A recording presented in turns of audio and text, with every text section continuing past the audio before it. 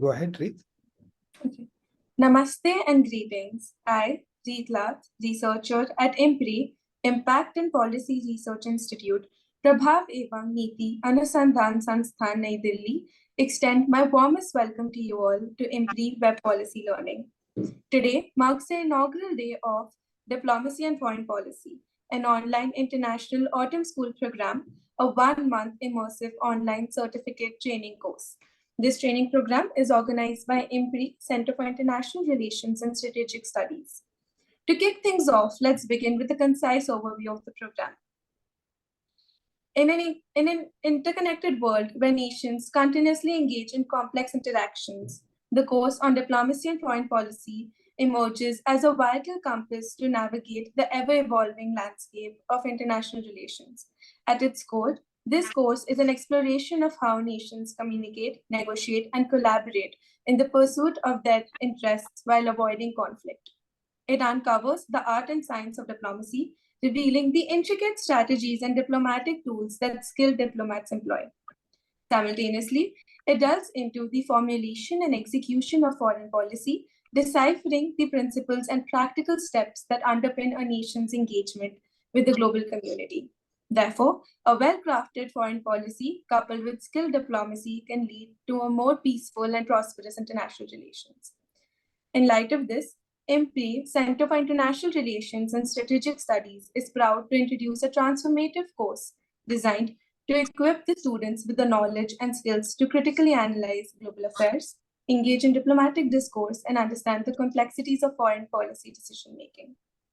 The themes of the program are Introduction to Diplomacy and Foreign Policy, Negotiation and Problem-Solving Skills, Soft Power, UN and Multilateral Diplomacy, Digital and Tech Diplomacy, Geopolitics and the New World Order, Military Diplomacy, Conflict and Resolution and Cooperation, Economic and Trade Diplomacy and Foreign Policy, National Security, Climate Change and Feminist Foreign Policy, and lastly, Emerging Dimensions of Diplomacy and Foreign Policy and Careers.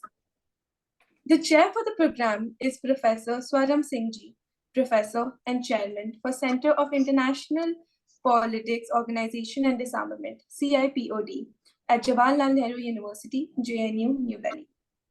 This program has an excellent panel of experts who will be sharing their expertise for the duration of this program.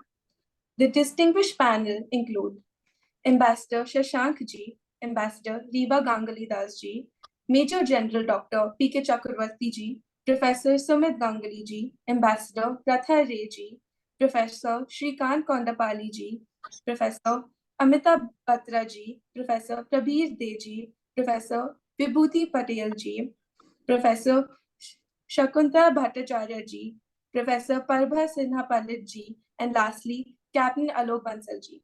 The panel of convener comprises of Dr. Simi Mehta, CEO and Editorial Director, IMPRI, and Dr. Arjun Kumar ji, Director, IMPRI.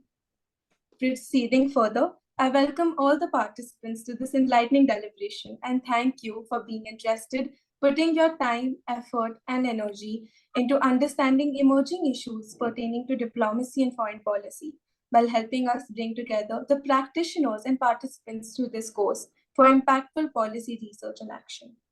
We have also shared course outline and reading resources in your email for your kind permission. Before we start today's session, I would like to remind the housekeeping announcements once again. Please join the meeting on time. There will be a Q&A session after each presentation. Share your questions in the Q&A box. The questions must not be posted as anonymous attendee. Ensure that your questions are precise. And lastly, refrain from making general comments in the question to save time. Now, without further ado, let's start our program. It is my honor and privilege to invite the chair for the program, Professor Swaran Singh ji, to start the program with his opening chair remarks and an overview of diplomacy and foreign policy. Thank you for that excellent and very precise introduction. My special compliments and congratulations to both Dr. Simi Mehta and of course Arjun Kumar and the team at the Center for International Relations and Strategic Studies of the Impact and Policy Research Institute which is setting up this very interesting immersive course, as they are calling it, on understanding foreign policy and diplomacy. I teach at Jawaharlal Nehru University in New Delhi, and I am professor for diplomacy and disarmament in Center for International Organization and Disarmament. And I'm delighted to be the opening speaker and chair for the program. Let me share with you a few things.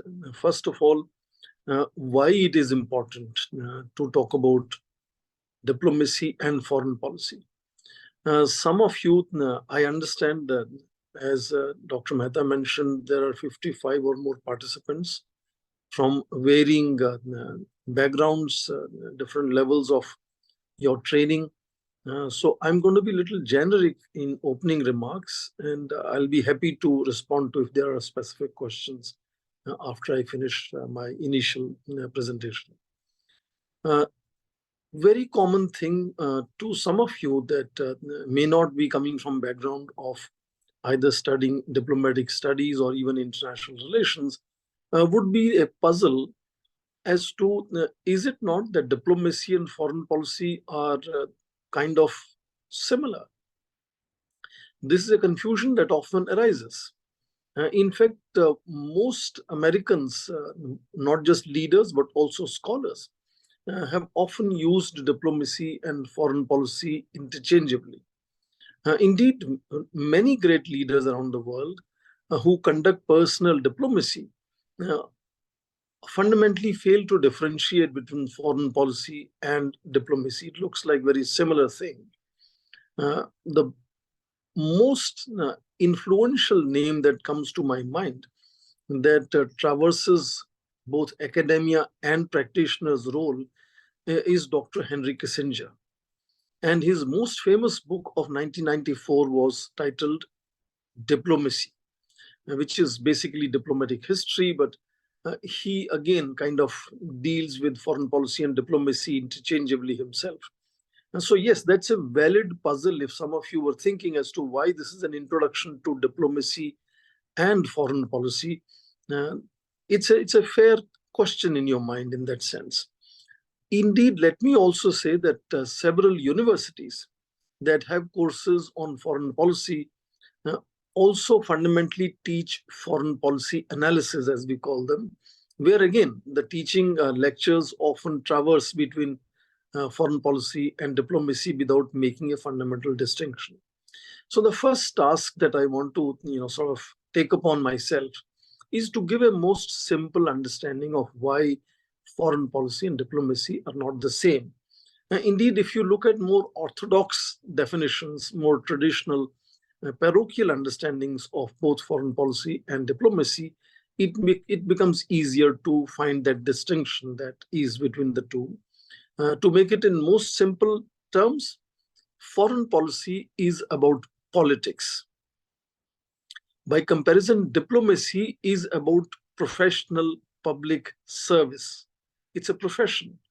And that distinction must be understood, though, as I said, in many situations, they do overlap. Their visions, their implementation, their initiatives often do overlap, but they are not the same because their critical mass is very different, and we will discuss those things as we go forward in this lecture. Having cleared this first, I assume, the puzzle that I thought you must have had in your mind, second question possibly that might arise in the mind of some of the participants is why not do medicine or engineering or some arts and aesthetics? Why should one study foreign policy and diplomacy? Is it relevant to only people who are going to be experts in diplomatic studies or international relations? Or is it something relevant for all people, even if you're going into engineering stream or into any other stream? Is basic understanding of foreign policy and diplomacy, in that sense, introduction to diplomacy and foreign policy, is it relevant to you? The first significant point that you must appreciate is that world has become increasingly intertwined, interconnected. And that is simply thanks to constant unfolding and infusion of modern technologies into everyday life. So compared to your grandparents, your parents, you are extremely connected around the world, which also means that not just individuals, but also groups, communities, nations are increasingly intertwined. What I'm telling you is that if you were to make a list of 10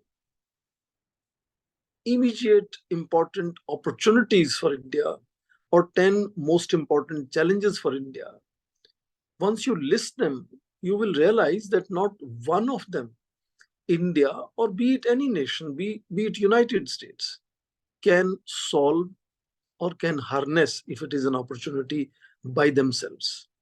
For whatever things we want to do today, we are constantly engaged with several other nations.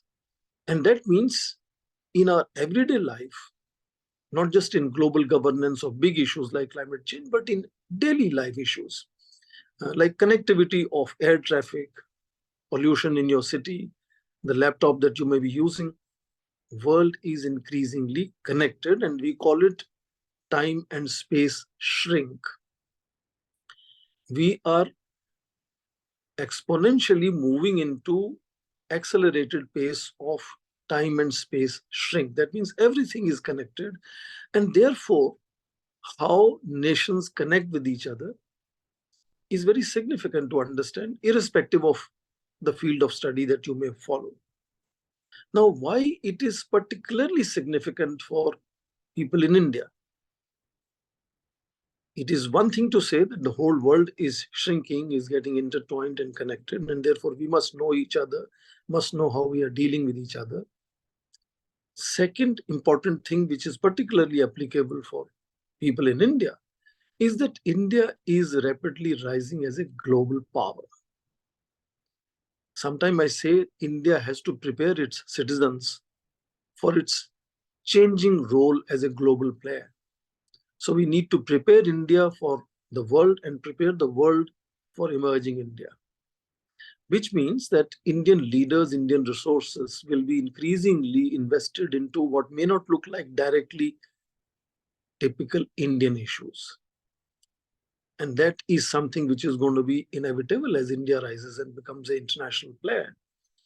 And that rapid pace of India's emergence, we are already the 5th largest economy. You keep hearing Prime Minister talking about India going to become 3rd largest economy. India is now world's largest population country. India has extremely young population. The median age in India is about 28 years plus, 28 years, 8 months or something like that. Compared to China, 38 years. United States, 39 years median age. So young population means demographic advantage. And of course, we also talk about democratic advantage. India is also largest democracy. And therefore, India is going to find coming decades as very opportune period to emerge as a global leader and contribute to how global governance, how global challenges should be addressed. And therefore, I think coming decades will see every sector of India getting increasingly global in that sense. And why are we talking of only international relations?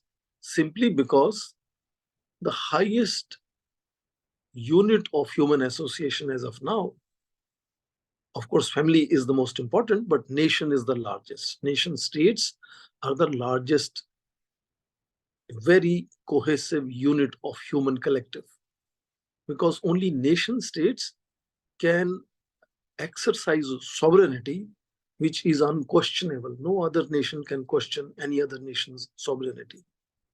And therefore, in exercise of that sovereignty, for example, nation states can punish their citizens if they are criminals, but can also reward their citizens, soldiers, for killing enemy soldiers.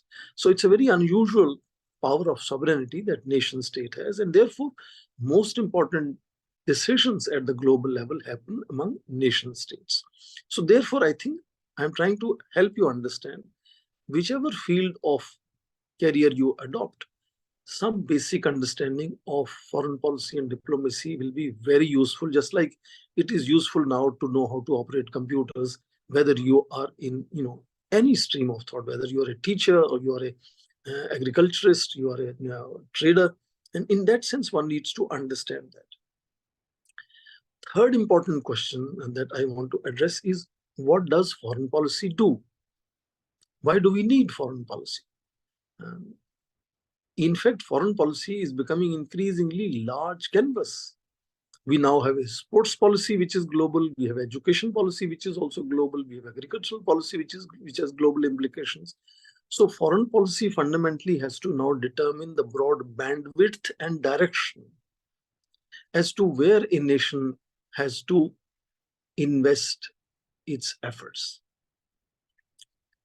So fundamentally, in simple terms, what foreign policy does, it seeks to mold or modulate or create external environment such that each nation, for example, India, is able to better achieve its national objectives or national interest, as we call it. So foreign policy, let me repeat, fundamentally calibrates relationships and affairs such, or calibrates the external environment such that India is able to pursue its national interest much better and provide better welfare, security, representation to Indian citizens at global level. So here what we are saying is that foreign policy is a locomotive that takes a country forward. But this locomotive is also a combination of what we call basic values that we hold. Just like you have some individual basic values, some of you may have a basic value, for example, respecting the elders, telling the truth. Some of these basic values that is, as an individual you may have, nations also have some similar fundamental basic values. Like privileging peace, for example, is very central to Indian civilization. Repeatedly in Indian history, peace has been privileged, sacrifice has been privileged. Some of the basic values, but other than basic values, foreign policy also is a combination of ambitions and compulsions. So we have basic values, we have basic compulsions, and we have some ambitions. Put together, they help us formulate foreign policy, which will try to mold external environment such that India is able to pursue its national interest, national goals much better. To talk about simple things, some of you may be familiar. There is a school of constructivism in international relations theory that says we are all prisoners of our identity. We all assume who we are. Some of you may be, for example, very simply, boys versus girls. Some of you may be taller. Some of you may be not as much taller. Some of you may be, sort of very well-built in terms of muscles. Other may not be. Other may be slim. We all perceive ourselves to be something, and we perceive how others see us. And that combination of what I think I am and what I think others think I am creates my identity. And therefore, school of constructivism believes that it is an artificial creation. We create our identity. And once we have an idea of who am I, my identity, that decides what are my interests. If I'm very athletic, then maybe I'll be interested more in sports. If I'm not so athletic, maybe I would like to play chess instead, more brainy games. Likewise, nations also. Once they understand what is their identity, India is a South Asian country. India is an ancient civilization. India is the largest population country. India is a developing country. All these are components of identity of India. And then they decide what will be India's interests. And then, of course, interests will tell us what will be India's initiatives. So simple things like India has a strategic location. There's a whole ocean called Indian Ocean. And Indian Peninsula jets into Indian Ocean, which means India has a large coastline and a very large number of islands, which makes India historically, civilizationally, ocean-going country. So maritime vision, maritime security is very central to India. Or some other countries may be what we call landlocked. Nepal, for example, is a landlocked country. It has no direct access to oceans. Or some other country could be archipelagic, like Indonesia, that goes from Andaman Nicobar all the way to almost Australia, 13,000 plus islands. And that creates a different imagination of what that nation wants to do. What are their interests that they want to pursue and how they want to mold external environment. And that is applicable to everything that we do, whether we are building partnerships in modern technology, or we are building partnerships in higher education or in sports fields. Now we have understood what foreign policy seeks to do and why it does seek to do what it seeks to do. Now, in doing what we said foreign policy seeks to do, foreign policy uses a whole range of tools, instruments. And those instruments in that sense can be seen as a spectrum from one end to another end. One end is most coercive, other end is least coercive.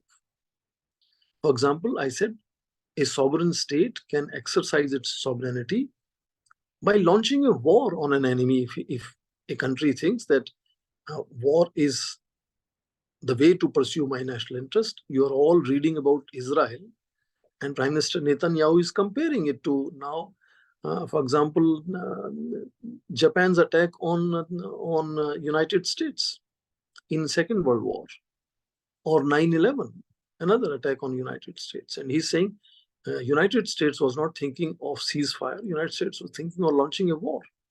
So nation states can think of launching a war, which is the most coercive. One end is most coercive way of doing it. So from most coercive tool of war, then one could think of, let's say, espionage, spying. All nations do this. And of course, you could also use economic coercion. You are hearing about economic sanctions on Russia. So there's a whole spectrum of war, espionage, spying, economic sanctions, or military posturing, like military exercises. They are all showcasing the power. So in that spectrum of tools that foreign policy uses to, as I said, influence external environment and mold it such that India or any nation can pursue their national objectives, diplomacy is the least coercive part of that spectrum of tools that foreign policy uses. So now you understand foreign policy is different and diplomacy is different. Diplomacy uses more persuasion. Sometimes diplomacy also uses coercion. There are elements, for example, many people would describe economic coercion as part of diplomacy. But diplomacy fundamentally seeks bargaining, seeks compliance by using dialogue, discussion, persuasion, and not coercion. In fact, very often we say diplomacy ends where war begins. So that means diplomacy is one end of the spectrum of tools and war is the other end of the spectrum of tools. But diplomacy fundamentally, just like all other tools, also involves various acts. In fact, it is also a discussion whether diplomacy is a science or an art. But fundamentally, it seeks to influence external environment. How? By influencing decisions and actions of foreign actors through dialogue and negotiations, to influence the decisions and actions of all external actors to make it easier for India or any country which is pursuing foreign policy and using diplomacy as a tool to achieve those national objectives is much, much easier. The word diplomacy was coined way back in 1796 by Edmund Burke. Edmund Burke was a parliamentarian in Britain. You're also reading perhaps about Balfour Doctrine, another British parliamentarian who had thought of creating the state of Israel. So similarly, Edmund Burke had conceived of and coined this idea of diplomacy, but without choosing that English word, discourses and literature on diplomacy is ancient. So, for example, I sit in China today as I speak to you. In 5th century BC, there was a famous sage intellectual called Sun Tzu. And Sun Tzu wrote a book called Art of War. And he had a detailed discussion on diplomacy. Just like similarly in 3rd century BC in India, where you are sitting, Kautilya had written similar works, also in detail talking about how diplomacy has to be conducted. But the kind of diplomacy that we are discussing today, the kind of diplomacy that we see around us today as one of the tools of foreign policy, goes back to the Treaty of Westphalia, 1648, when the idea of nation states was created. Sovereign nation states were created. Before that, there were principalities, kingdoms, empires, and so on. A standard unit of nation state was kind of created in that agreement of 1648 called Treaty of Westphalia. And since then, the kind of diplomacy we follow is the kind of diplomacy that we see today. Now, that diplomacy fundamentally differed from past in the following manner. Diplomats were now working for an institution called nation state, and they were no longer working for the emperor or for the king or for the prince. Though they often spoke in the name of the prince, in the name of emperor, in the name of king, also when they were head of the state. But it was national interest, it was national flag, it was national pride for which now professional diplomats were working. They, in the beginning, were still called same as they were called before, and they were called plenipotentiaries. Before Edmund Burke brought in the word diplomacy, they were called plenipotentiaries, which meant that these people were representative of the king or emperor, and they were authorized to take decisions. Why? Because in those days, it was not easy to pick up the phone and talk to your ambassador in faraway country as to how are negotiations going. Should he take the next step or not? That ambassador had to take his own decisions on his own, because otherwise it will take months and months to communicate with the emperor. So plenipotentiaries were far more authorized to take decisions. They were also authorized because they were mostly kins and kiths, relatives of the emperor. They were close relatives of the emperor, and therefore they were sent as plenipotentiaries to other countries wherever either friendship had to be made or some crisis had to be resolved.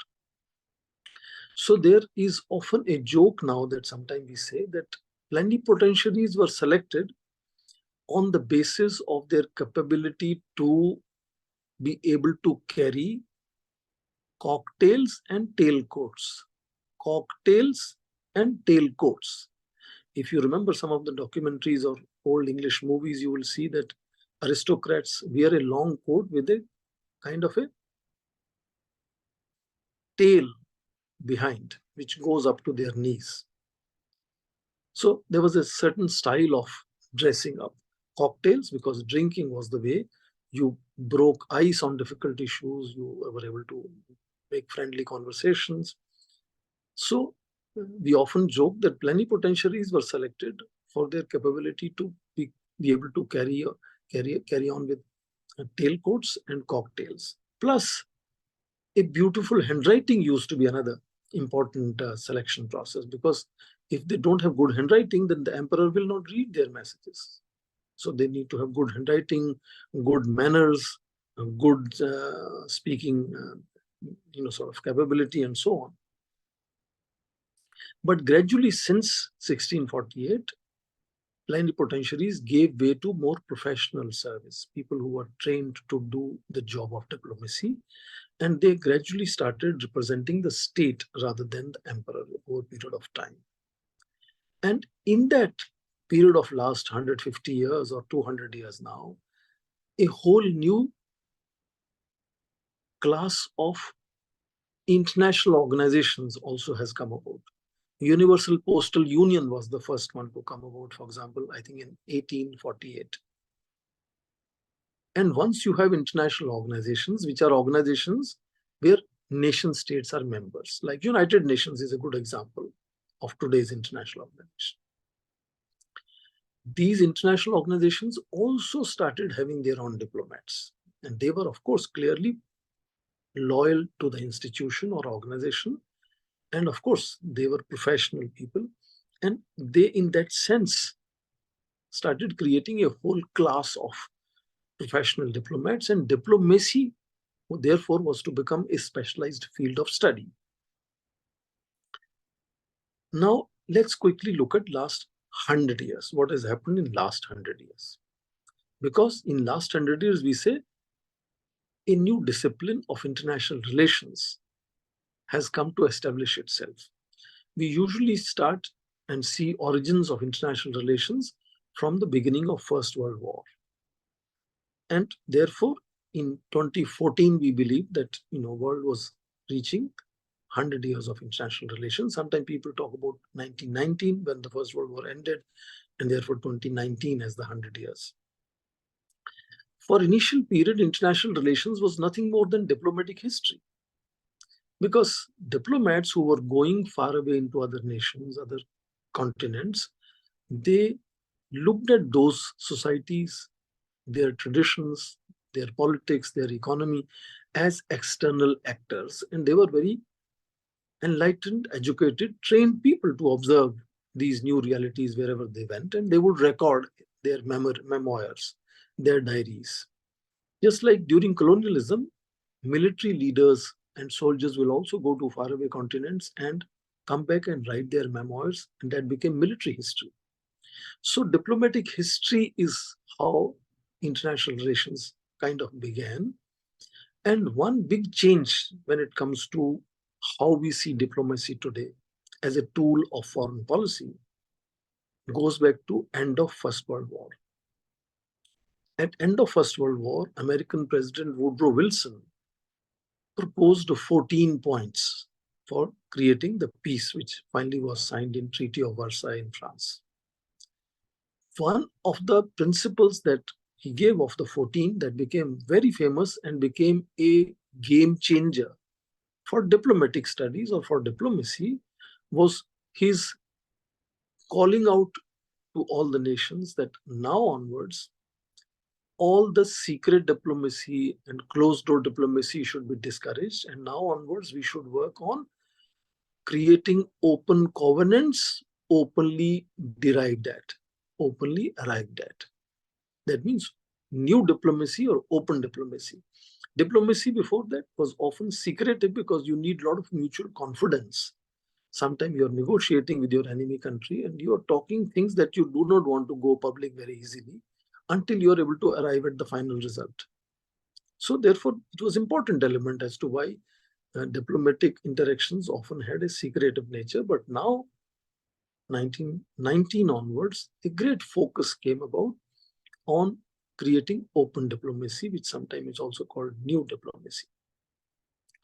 Just like till the First World War, all disarmament used to happen in a simple one-way fashion. The victors of a war would disarm the defeated nation, the vanquished nation. But from 1930s, after experience of First World War, another president of United States, President Hoover, proposed that we should work for disarmament even during peacetime. And this disarmament should not be one-sided, it should be mutual, equal, and voluntary. So diplomacy, likewise, was also evolving. And therefore, a whole new kind of diplomacy began in international relations. And foreign policy now had a new kind of a diplomacy as their tool rather than earlier kind of diplomacy as their tool. Now, after Second World War, several nations came together to write now the rules of diplomacy, as if like Constitution of India, right? Like a rule book. So in 1961, they signed another declaration called Vienna Convention on Diplomatic Relations.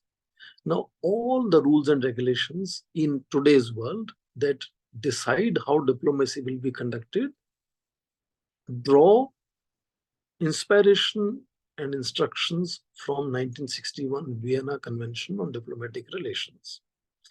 2 years later, in 1963, another convention was signed called Vienna Convention 1963 of Consular Relations. Consular relations is also part of diplomatic work, but it is more bureaucratic rather than negotiating for policy change, etc. And once a certain number of countries had ratified these, they became globally acceptable. So both these are now the basic framework within which diplomacy is conducted, is what I'm saying. The most important achievement of these two conventions is called diplomatic immunity. Diplomats, once they are posted into a foreign country, have a certain immunity. They cannot be arrested, they cannot be punished as per laws of the countries where they are posted. So where they are posted is called host country, and the country they belong to is called home country. So they cannot be prosecuted without the permission of the home country. They have several freedoms, unusual freedoms, unlike other people. So this principle of immunity is sacrosanct. It's very, very important. Why? Because they want to ensure effectiveness of a diplomat to be able to freely operate and work to carry forward his country's interests. And as I said, foreign policy tries to make external environment such, influence actors, external actors to take such decisions or act in such a way that it helps my country to move forward. So much so that there is also immunity to not only diplomats, but also something called diplomatic pouch, which means communications, letters, reports that they're writing and sending to the home country. After all, they'll be sending to the home country through using the channels of host country, but host country cannot open those pouch, cannot check what is being written in it. So even diplomatic pouch has immunity. So this immunity is very sacrosanct, and that's very important. So therefore, the most severe punishment that a host country can give to a diplomat of a foreign country is to declare him or her as persona non grata. That is the worst punishment a host country can give to a diplomat. Declare him persona non grata. Therefore, when you declare a diplomat persona non grata, you withdraw his or you resigned his diplomatic immunity. That diplomatic immunity is no longer there. Maybe you're reading again about India-Canada tensions going on and how India had decided that it will withdraw diplomatic immunity of 41 Canadian diplomats posted in India. And therefore, they had to leave India in that sense. So that is important to understand, that the most important thing about modern diplomacy is immunity of diplomats to be able to work. But this immunity or withdrawing or revoking that kind of immunity by declaring someone persona non grata is not just limited to diplomats only. Sometimes countries have also declared representatives of international organizations like United Nations or World Health Organization. They can also be declared persona non grata. In fact, sometimes international iconic people, important people. I want to give you one example since I am sitting in China today. China in 1997 had declared Brad Pitt. Since you are young people, I think you all of you know Bollywood actor Brad Pitt. In 97, China declared Brad Pitt as persona non grata because he had worked on a film, 7 Days in Tibet, which was apparently perhaps not giving the correct version the way Chinese thought should be given. So it could be in that sense seen that countries can use persona non grata to diplomats, but also other than diplomats. The most important power in diplomacy of a nation state is also to extend what is called diplomatic recognition each country has the privilege to extend diplomatic recognition to another country. This is also how you make friends in the world. So, for example, you're reading about Israel and Palestine issue these days. You will find that many countries recognize both. They recognize Israel, nation state, and they also recognize Palestinian Authority. India is like that. But neighboring country in India, Burma, for example, does not recognize Israel. It only recognizes Palestinian Authority. Or similarly, many Arabian, West Asian states also do not recognize Israel. And that is very important in international relations. Just like if you are a young man in your class and no student in your class talks to you, that could make you very uncomfortable. Not just uncomfortable, it will also make you very ineffective how to conduct yourself in the class, how to conduct your everyday life in the class. Similarly, in international community, nation states must have diplomatic recognition of other nations so that they can work together with other nations, have trade, have investment, have sort of tourism and so on. Another example that comes to my mind, since I'm again talking to you from China, Communist Revolution had liberated China in 1949, and the earlier government, which was called the nationalist government, had moved to a neighboring island called Taiwan. But till 1970s, large number of countries continued to recognize Taiwan as real China. It is only from 1972 when United States started negotiating with Communist China, and by 1979, 7 years later, they actually recognized mainland China, the Communist China, as real China, and Taiwan as Republic of China. Many other countries immediately also recognized China. So till 1970s, only about 34, 35 countries were recognizing Communist China as real China. Today, Taiwan is recognized only by 14 countries as real China. Rest of the world today recognizes Communist China as real China. So that is very significant power. Again, to talk about Israel, the founding fathers of India, Mahatma Gandhi or Jawaharlal Nehru, had not recognized Israel when it was created in 1948. So that is what I'm saying. In diplomacy, diplomatic recognition of another country creates all kinds of equations. And sometimes that recognition is given formal, informal. For example, India recognized Israel in 1950s, but we did not have an embassy in Tel Aviv until about 1990s, I think. So therefore, sometimes when you do not have formal diplomatic relations, you have other relations. For example, Indian Ministry of External Affairs also has a very important institution called Indian Council of Cultural Relations. It could have cultural relations with all these countries, even when we are not formally having an embassy, not having a formal recognition, etc.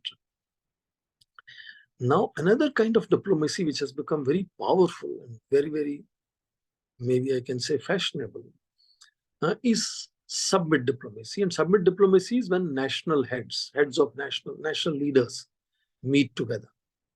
You see, for example, Indian Prime Minister travels extensively.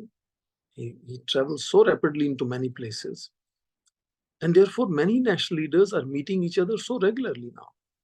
And they are able to take, because they are the national leaders, they have the mandate to take decisions. And if they sit together, they can take decisions much faster than their ambassadors who need permissions again and again and again. So summit diplomacy, whether it is for climate change or it is for terrorism or it is for all other issues, summit diplomacy has become very, very kind of powerful tool now. Now, because decisions are happening much faster in summit diplomacy, there is also need for these national leaders to explain their decisions to their people at home. It is not happening slow, but it is happening quickly. Therefore, with summit diplomacy, something called public diplomacy has also become very, very powerful. So each Ministry of External Affairs, Department of State in case of United States, for example, have to conduct public diplomacy where it is trying to explain to both their own citizens. But public diplomacy also means embassies of India around the world are also explaining India's policies to people in the host countries, wherever our diplomats are posted. So they use films, newspapers, magazines, documentaries, they sort of celebrations on India's Independence Day, Republic Day, and so on, to engage local people so that they better understand what is India doing. They don't have any misunderstanding of India's policies, and they should become actually stakeholders in helping India do things that India is trying to do. And therefore, you are hearing nowadays about soft power. Soft power is being used, and diplomacy is a very important locomotive for using soft power. You notice how in G20 summit meeting, India used civilization, culture, cuisine, dressing, and showcased history of democracy of last 7,000 years and so on. How India is front-loading its diplomatic initiatives through culture and civilizational frame. And therefore, you notice G20 spoke about Vasudev Kutumbakam. One family, one earth, one future. Because some of the democracies like India, United States are large democracies, they have very powerful provincial governments.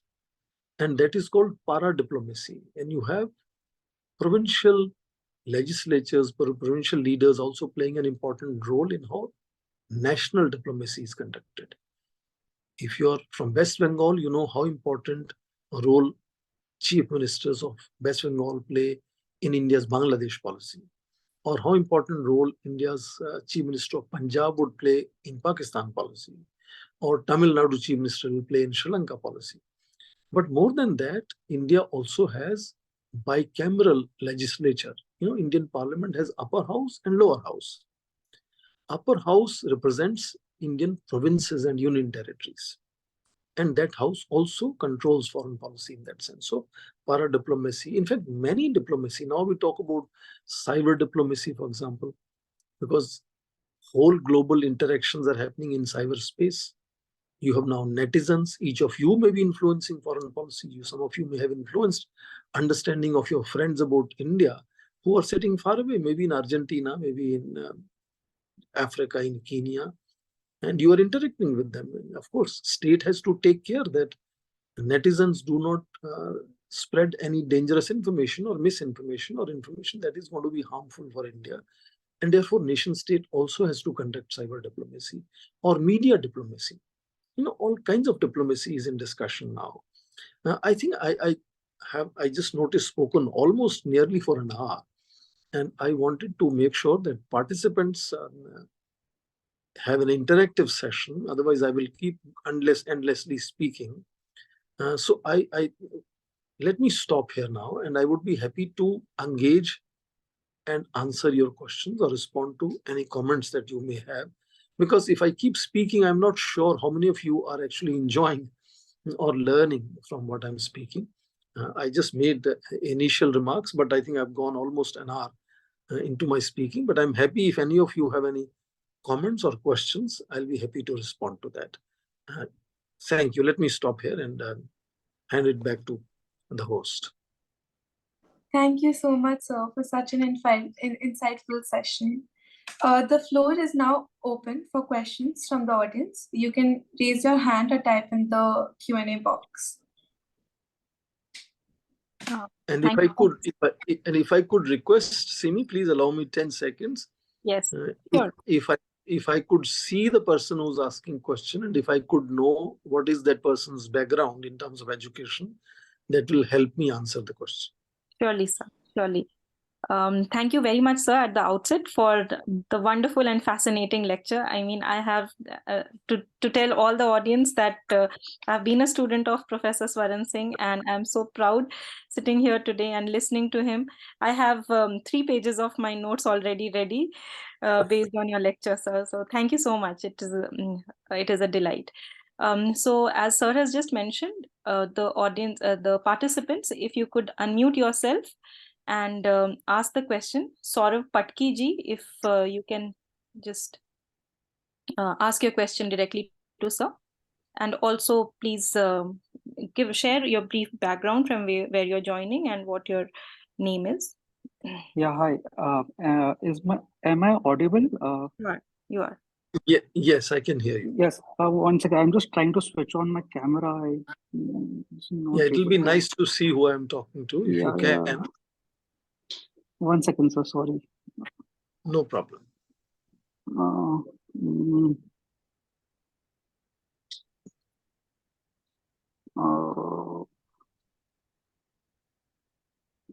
Don't know why is it not allowing me. Maybe the host has to allow the participant. Yeah, I think so. Saurabh, can you just see now? If you can check now. You Should I join as an you have to accept. list or stay as an attendee? No, you have to accept being promoted to a panelist. Okay, I've done that. Yeah. I think now it should be working. Okay, now I can see. Yeah. Am I visible? Yes. Yes. Yeah. Thank you so much, sir. My name is Saurabh Patki. I am from Bombay, from Tata Power. I am part of the energy sector since more than a decade now. So my question to you is, last 10, 20 years, we've probably seen more nations or more governments coming in conflicts with each other. So in your opinion, is this a result of diplomatic failure or lack of advanced foreign policy, or is in this new world order, is this just bound to happen as we move forward? Thank you, Saurav. I am extremely delighted to see that someone from Tata Power is showing interest in doing a course like this. And this is exactly what I was saying, irrespective of your sectors, basic knowledge of foreign policy diplomacy is very significant. Let me say, since I am academic, I will go back to a scholar called Thomas Homer Dixon. He had written a very famous article in 1994, starting a debate as to how all future conflicts among nation states will be resource driven. And his argument was that since population of the world is increasing, the resources are going to come under stress. The shrinking resource base will come under stress, and most future conflict will be resource driven conflicts. And which is what we are also noticing increasingly. In fact, energy, that sector that you're working in, has become such central theme for all international relations. Totally. And therefore, what we are seeing is that, yes, part of it is creating conflicts, but part of it is also creating opportunities. For India, for example, you're fully aware of International Solar Alliance that India has started with France. Or more recently, during G20 summit, we also had a coalition of biofuel, global biofuel coalition. And it creates opportunities for countries to leapfrog and help not just themselves, but help others as to how to maximize the using of energy without creating, negative outcomes of the way energy is utilized. And so energy in that sense has become very central to how diplomacy is conducted. Bulk of diplomacy is today focusing on how to ensure supplies. You've heard one after another speeches of Indian foreign minister addressing this issue of why India suddenly started buying so much of crude oil from Russia, and how India has to explain that in terms of per capita income, in terms of other kind of traditional relationship with Russia and so on. And therefore, I think it is important to understand that in fact, again, since I'm sitting in China, let me quote an ancient Chinese proverb that in fact, the word in Chinese for opportunity and challenge is same, because each challenge comes with an opportunity in that sense. So whether it is at the level of managing energy, whether it is the level of scientific innovations in energy, whether it is the level of negotiating supply lines, at different levels, diplomacy becomes very important.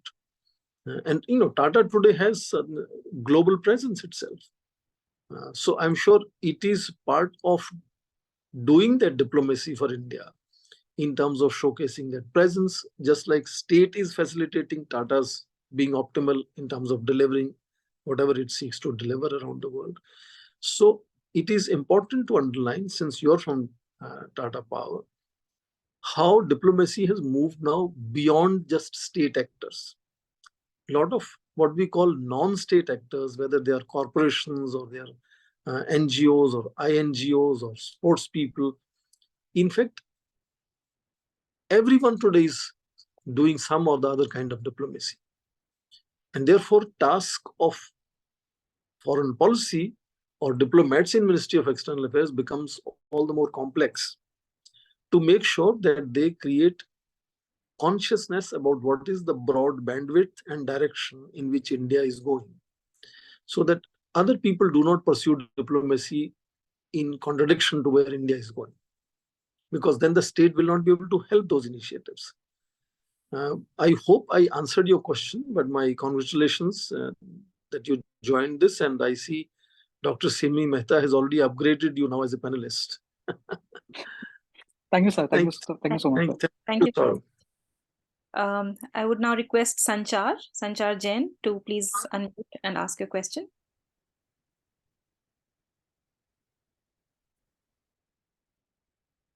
Very good afternoon, sir. Yes. It's a nice session I'm doing here, and I feel great and very learnful about learning that foreign policy and diplomacy.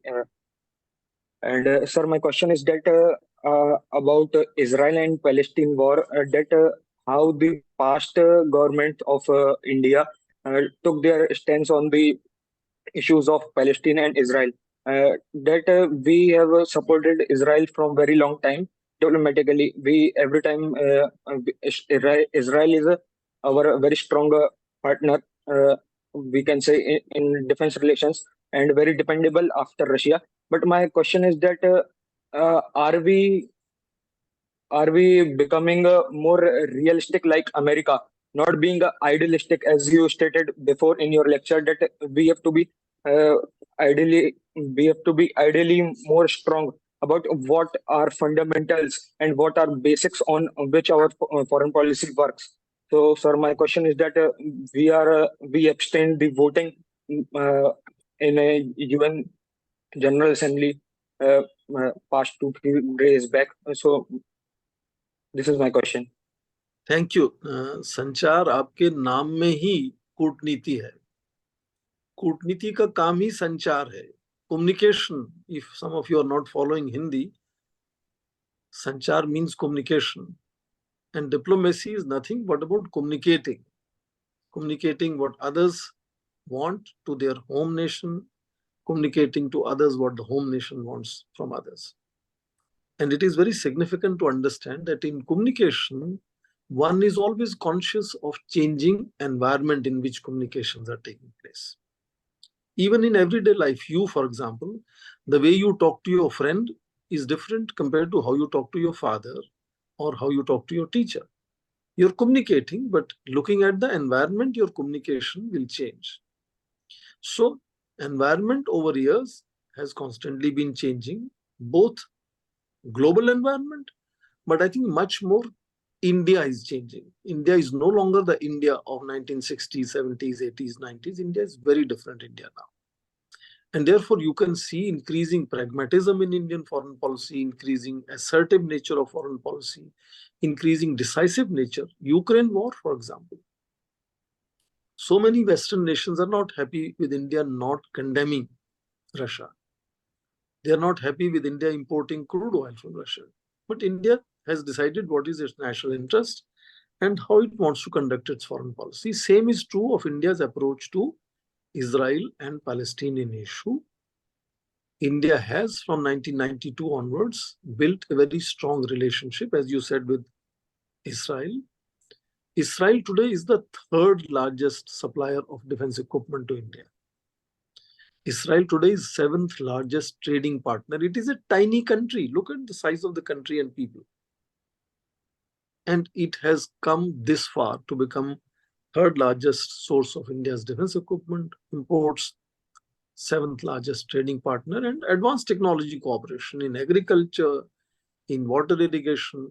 In fact, sometimes we say India-Israel relationship is about drip irrigation, diamonds, and defense. three Ds: drip irrigation, diamonds, and defense. So it's a very special relationship in that sense. So we have noticed that there is a certain assertion in India's approach to how India wants to see this conflict being addressed, understood, and resolved. But at the same time, India has also continued to say that we should control, stop, mitigate violence, reduce the sufferings of people on the ground. And ultimately, India believes solution lies in creating two states, which is what the original 1948 resolution wanted to do: create Palestinian state and Israel state. So India has over a period of time not just become more assertive, more pragmatic, but also more nuanced. It's not a simple policy, it's a much more nuanced policy that we are able to articulate today. And we luckily have a foreign minister who was diplomat all his life, so he knows how to articulate when it comes to articulating the nuanced versions of speaking something which does not lead to any misunderstanding or misinterpretation. It's a sad thing. First of all, I do want to underline that such extreme violence took place and is continuing to take place in that part of the world. I am not very optimist. I think this will continue for a longer period of time, just like Ukraine war. Many of us thought initially it will be a short war, but it is continuing now. So it's not a good sign. I think the world needs to wake up and find a solution to basically two states being created. Otherwise, Israel will continue to have these problems in Arab states. It is not the first war. So many wars have happened before also, and will continue if we don't find a solution of two states. Let me stop here, and thank you, Sanchar, for your question, and my best wishes. I hope you will enjoy this course. Thank you, sir. Thank you so much, sir. Thank you, Sanchar. Suvendu Chanji, if you can introduce yourself briefly and ask your question. Sure. Good evening, Professor Swaran and the rest of the IMPRI team and my fellow participants. My name is Suvendu Chan. I work for Wipro Technologies. I bring about more than 2 decades of experience in technology and technology field. That has been my work so far. Foreign affairs and foreign policy has been a fascination for me ever since. But I couldn't go to the IFS side of it. But I have always used this opportunity to see, learn, and understand as much as I could. And I couldn't actually resist myself when I actually read about this course. And this is my second course in IMPRI, by the way, thanks to Arjun and the team. I will just be very quick and very direct, sir, that you mentioned about the soft power of technology that's being used, right? One of them happens to be in my mind is also technology, the emergence of technology. For example, the UPI being rolled out in various other countries and all that thing. Yes. But I will stop short at that. My question is a little different. That while I'm pretty much biased saying that, okay, I'm making UPI, I'm putting all the digital transformation programs and all this stuff, right? But how do you see as we make a tectonic shift and massive leap in this technology area within the country? Where do you see technology can also be used as a soft power in the most pragmatic way, as a tool for broadening our foreign policy scope? Thank you, Shubhendu. Wipro is a leading company in transforming India and transforming the world in that sense. I am delighted that you chose to show interest, sustained interest in international relations.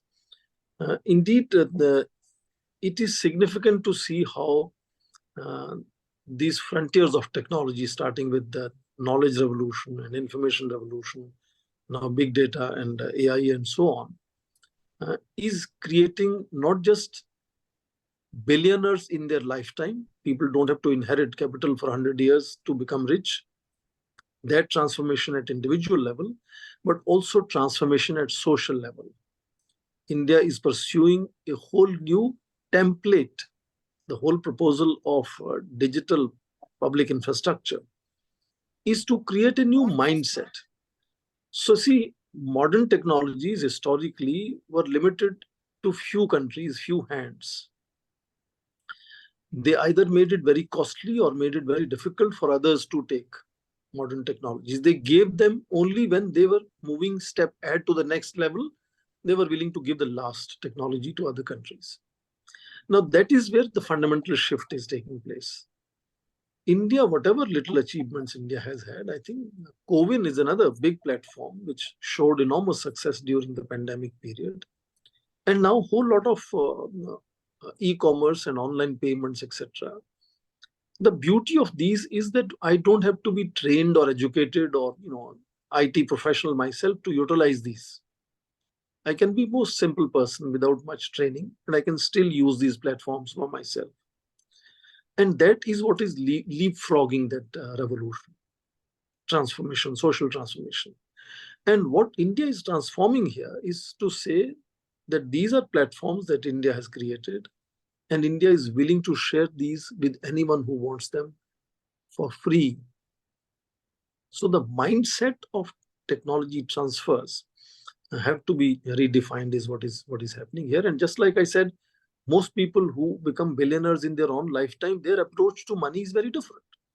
They don't want to keep that money for posterity and their future children. Sometimes they want to really give that away into charity, into philanthropy, into creating institutions, and so on. So IT has, of course, changed physical infrastructure, but it has also changed social infrastructure, mindset.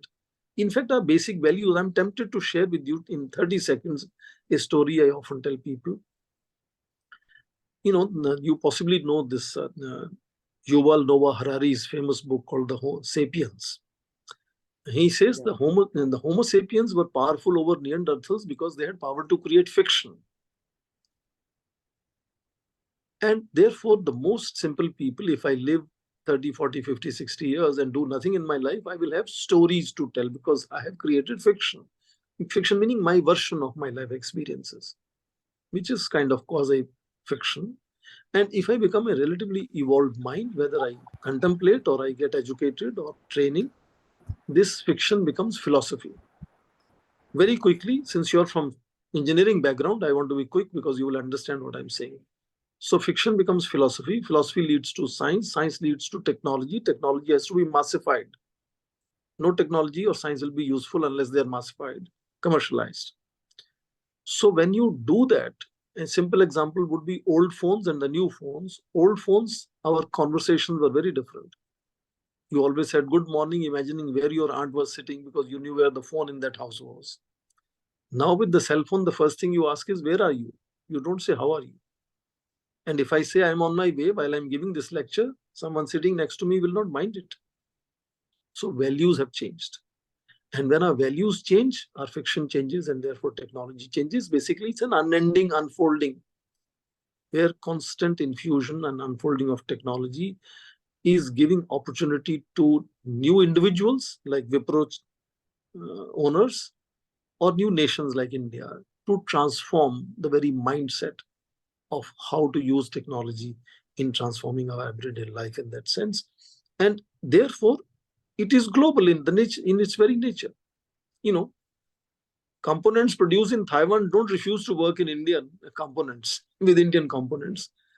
In that sense, technology also produces universal templates, and therefore technology is most universal in that sense and most global.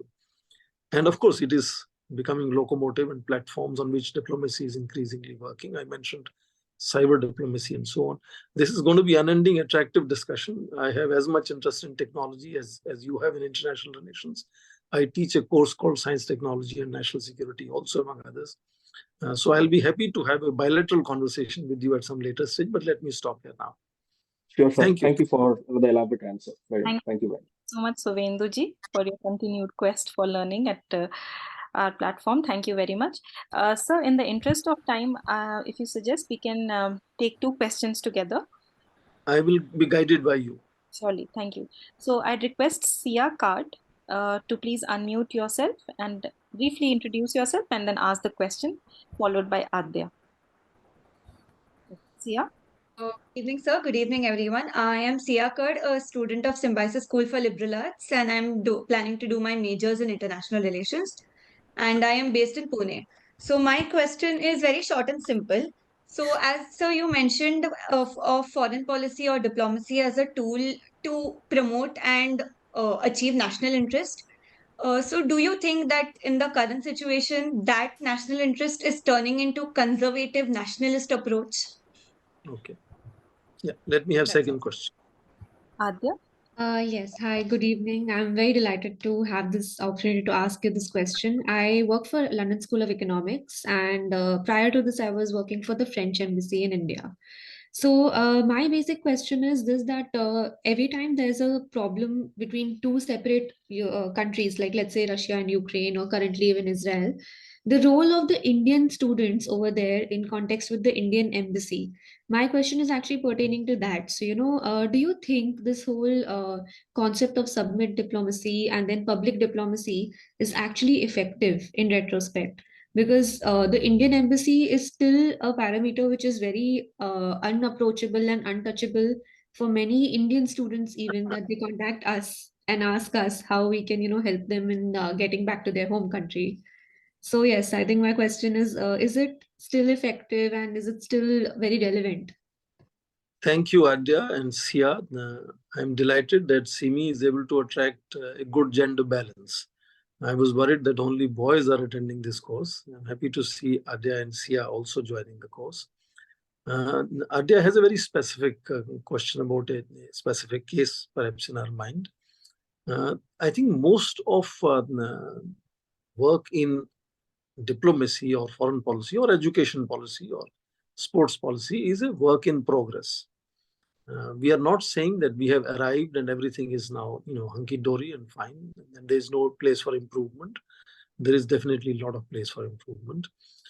I often hear the other side that, Indian embassies expect every Indian national traveling abroad to register with the local mission. And I often hear that people don't register themselves.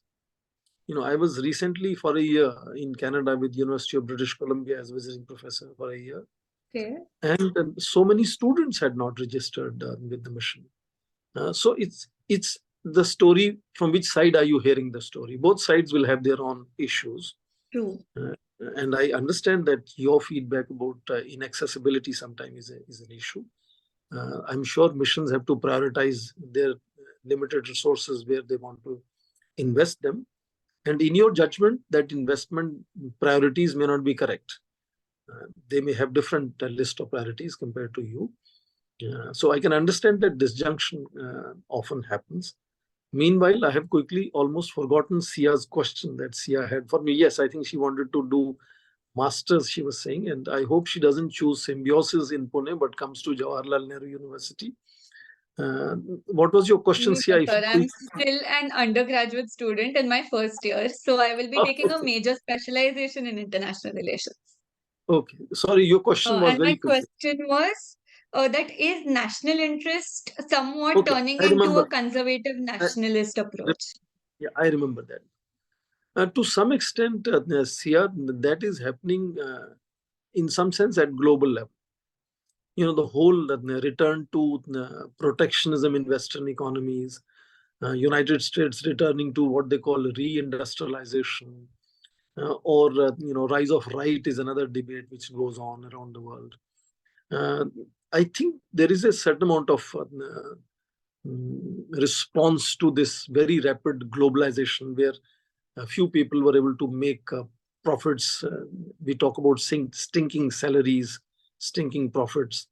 And that has had boomeranged in some cases and have led to certain sort of repulsion in an opposite direction. So that is one way of broadly academically answering your question. But in case of India, yes, I think I understand what you're mentioning.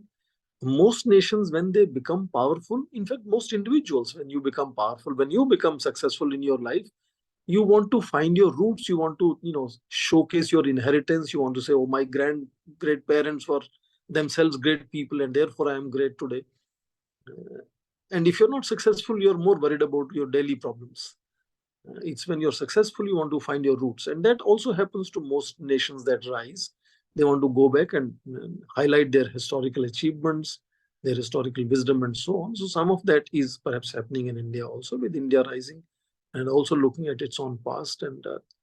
And history also is a constant process. I mean, it's not, and nothing is written, not even science is written in stone.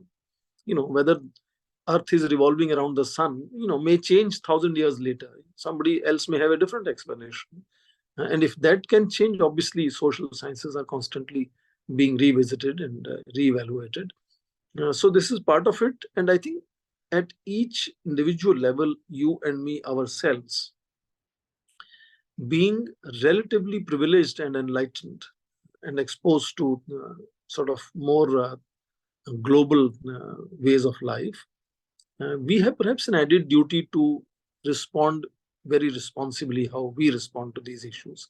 What do we entertain and what do we negate? What do we promote and what do we discourage? Each of us, in that sense, also have a certain amount of responsibility. After all, whatever is the national debate is an outcome of each of us discussing things together. And therefore, I always intervene in some discussions with the simple mind. I must also put across my point of view. Everybody is free to put their point of view. So am I. So I should not just stay silent because I don't agree with the debate that is going.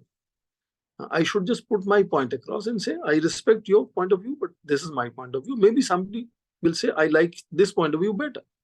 Things can change. I think that is the great power of India having continued to be a democratic country. That, elections, have repeatedly showcased that they can transform things unimaginably. People can, really turn around things. I'm almost now moving into preaching session, so let me stop here. Best wishes to Sia and Adia, both of you showing interest in the course. And back to Simi. Thank you, sir. Thank you, Sia and Adya. So I'd now move to Mahi Chandana and followed by Navneet Raj. Mahi, please introduce yourself and ask your question. Please unmute. Hello everyone, I'm Mahi Chandana. I am a student of International Law School of India, University, Bangalore. I'm pursuing a master's in public policy. Hello, Professor Swaran Singh. It was great listening to you, and the overview was so complete. It was so freely flowing from the very beginning. And coming to my question, since I was very religiously following the inception of foreign policy from the very beginning, the moment you started, I'd like to ask, the constructivism, the school of thought that you spoke about, had a very limiting feature of influencing what I am capable of and what will I be doing in the future. So I'd like to know if there is any progressive school of thought to constructivism. That is one of my questions. And secondly, I would also want to know the clear distinction, where the clear line can be drawn between westernization and modernization in the intertwined nature of the international relations that we are experiencing in the current global order. Thank you. Thank you, Mahi. Navneet. Good evening, everyone.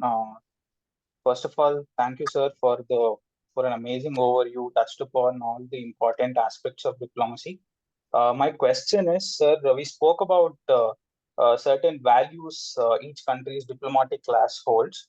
I want to understand how these values are affected by the changing values of the political class. For example, you look at how India has been abstaining from voting in the UN for the UN resolutions, and as a growing power and a representative of the global South, today India stands for a path of dialogue rather than wars, and also at the same time we face our own issues with, maybe it is a land border issue with China, or our issues with Pakistan, where we have to take a firm stand, or what we call hard diplomatic stance somehow. Recently also we know that our defense minister also made a statement saying the non-first use policy depends on the kind of circumstances we encounter in the future. So how does India balance being a growing power and also to take a hard stance to encounter its personal challenges, and also aspiring to be a permanent member of the Security Council? Does this have a bearing on that? Thank you, sir. Yeah. Thank you, Navneet. Where are you joining from, Navneet? Sir, I'm from Bangalore. I'm a graduate in engineering. Currently, I'm a civil services aspirant pursuing my preparation.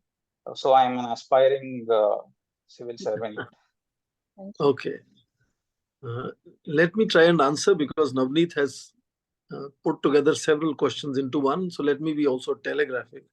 In reverse order, I think when it comes to India joining UN Security Council, my normal answer always is it is no longer India's moderation. It is the credibility of UN Security Council which is under question now, because India is being increasingly engaged around the world in a very different fashion. India is being respected around the world in a very different fashion.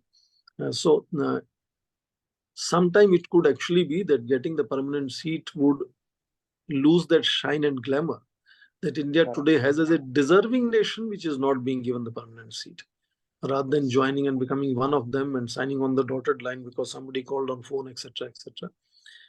And I think the second interesting question of the constant debate on no first use, that one after another defense ministers have raised these issues. But of course, the basic doctrine remains the same. That was called draft doctrine of 1999, August, that it sort of still fundamentally talks of no first use as a policy with a credible minimum deterrence, etc. In any case, those questions are always raised as to when it comes to sort of worst case scenario of mad war, whether NFU will still be sort of understood the way it is understood now, because you remember in 9/11 there was a whole discussion of preemptive strikes. So you could assume attack is going to happen and therefore respond before attack actually is sort of able to do any damage, etc. But basic question you had about how values change. Yes, sir. How basic values of a country are constantly changing. I would say basic values of any country do not change. And if they do, then that's a falsification, that's a false propaganda. How do you seek to achieve those? How do you seek to promote, propagate those? Those methodologies keep constantly changing. And that is what is possibly happening when India is now beginning to play a far more assertive role in abstaining, for example, whether it is on Ukraine crisis-related resolutions or now in case of Hamas and Israel conflict-related situation. I'm sure you have noted, and this is important for you to note, that Canada had introduced an amendment in that resolution asking for condemnation of Hamas, and that was not approved. So many countries were not comfortable with the first thing that need to be done is to disapprove and condemn Hamas attacking Israel in that fashion. And minus that, if you directly want to talk about accessing humanitarian assistance, ceasefire, and so on, it does become difficult for a country like India to really support that kind of resolution. Mahi asked me two interesting questions. Mahi has an interesting name. I remember the real Mahi, the popular Mahi himself had complimented Shashank Singh for playing Mahi role by saying that when he Googles Mahi, he doesn't find details about himself, but about Shashank Singh, who had acted as Mahi in that film. I'm sure Mahi faces similar issues as well when she Googles what she's doing. But let me first of all say that debate between westernization and modernization is almost becoming redundant now, because we are in a post-modernization mode, post-colonial mode, and so on, postmodern mode. For a long time, yes, as decolonization was happening piecemeal, westernization was often explained, propagated, and sold as one way of modernization. But world has come way far from there. I think today modernization is no longer simply akin or equal or synonymous with the westernization. Some elements of westernization are still there. It's not to say refuting westernization, that westernization has no modernization, but westernization itself is not modernization. And I'm reminded of what was the sociologist, Modernization of Indian Tradition, Srinivas. He wrote a book, I think in 1990s, Modernization of Indian Tradition, where he talks about westernization not being modernization and so on. But about progressive constructivists, I think we need a bilateral debate on that. That's a very precise and interesting question. That, of course, constructivists have also had a whole range of experts, whether in feminism also there are constructivists, ecofeminism has constructivist elements. So progressive constructivists would be a very, very specialized element for discussion. I think, as I keep saying, sometimes perhaps we need more bilateral on that. Simi perhaps had still few people to ask questions, and she was trying to bunch many of them now. And let me go back to Simi. Thank you, sir. Thank you so much. I would like to request Aditi to kindly introduce yourself and also ask your question, and Muhammad Akram. Good evening, sir. Good evening, everyone. My name is Aditi, and I'm a development professional currently working in Grand Thornton, Bharat, situated in Jharkhand. So my question is, in the recent past years, we have initially heard about how India is shedding its non-aligned approach in foreign policy. However, when I look at the Russia-Ukraine conflict as well as the Israel-Hamas conflict, I see that somehow India has taken a non-aligned approach itself. Right now, we say that it's a part of strategic autonomy. So I wanted to know how current approach, which personally to me, how I believe it to be non-aligned, how it is ideologically different from the non-aligned movement that we had in the 60s and the 70s. Thank you. Muhammad Akram.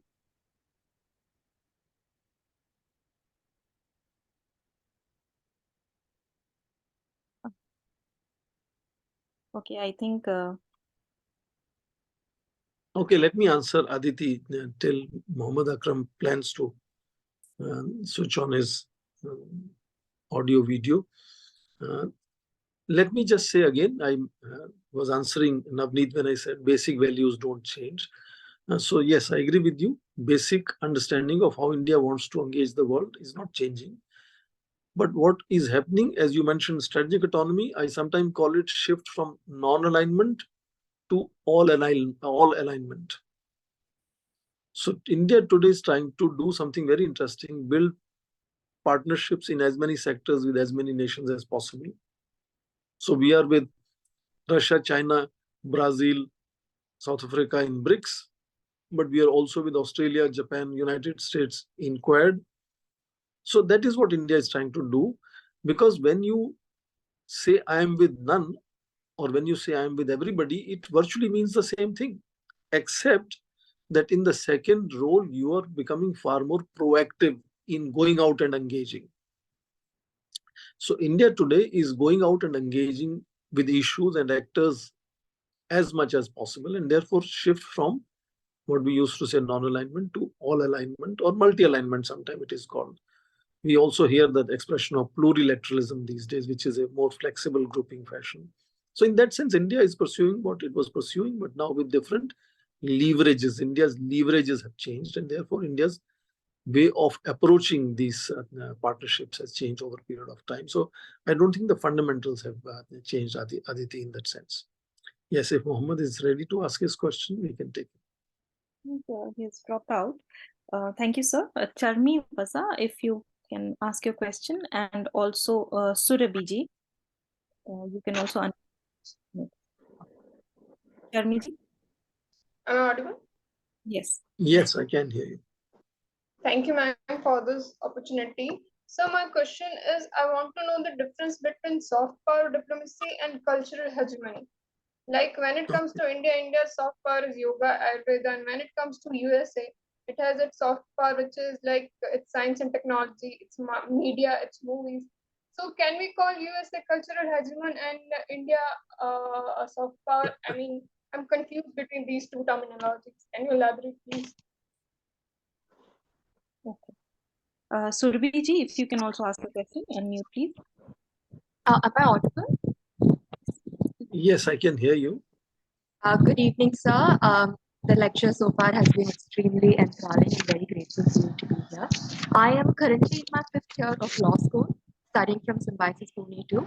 And I am greatly fascinated about India's stance and about how there is much scope in the international arena, and thus thought that I had to be where there was a demand. And hence, the question that I have for you is that this is in relation to what we had discussed under submit diplomacy. So in relation to this, I wanted to know how important and how does public opinion play into diplomacy, especially considering that in India, thus far, most of the election manifestos, everything pertain to a very domestic promise, and we don't really get to know about what kind of grounds or what kind of a stance they will be taking on an international arena.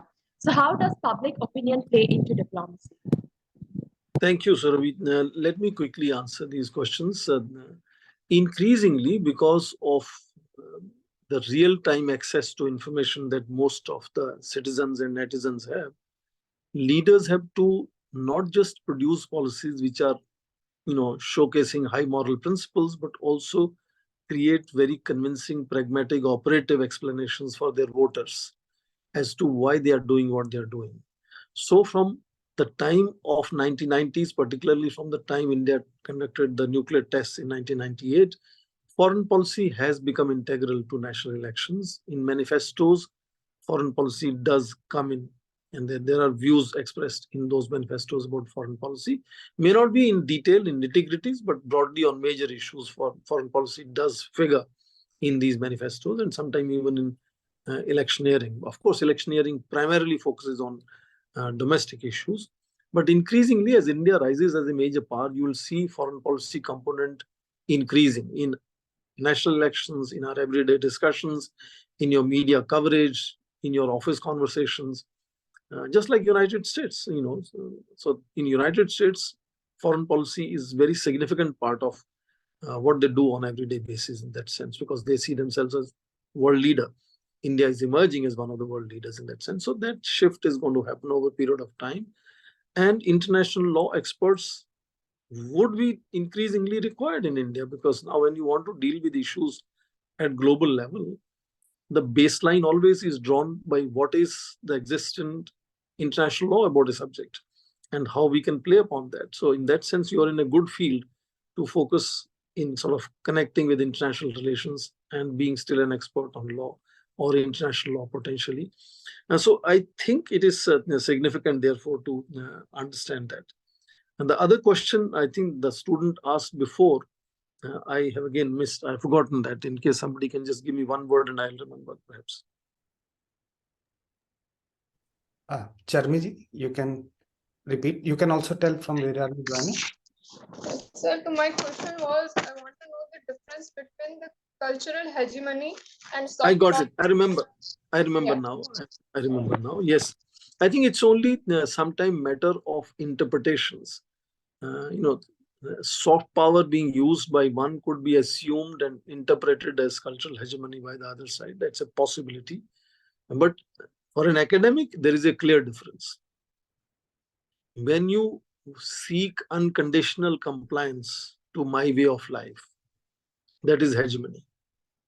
When I want to inspire you and lure you, attract you into thinking that imitating me is good for you, that is soft power.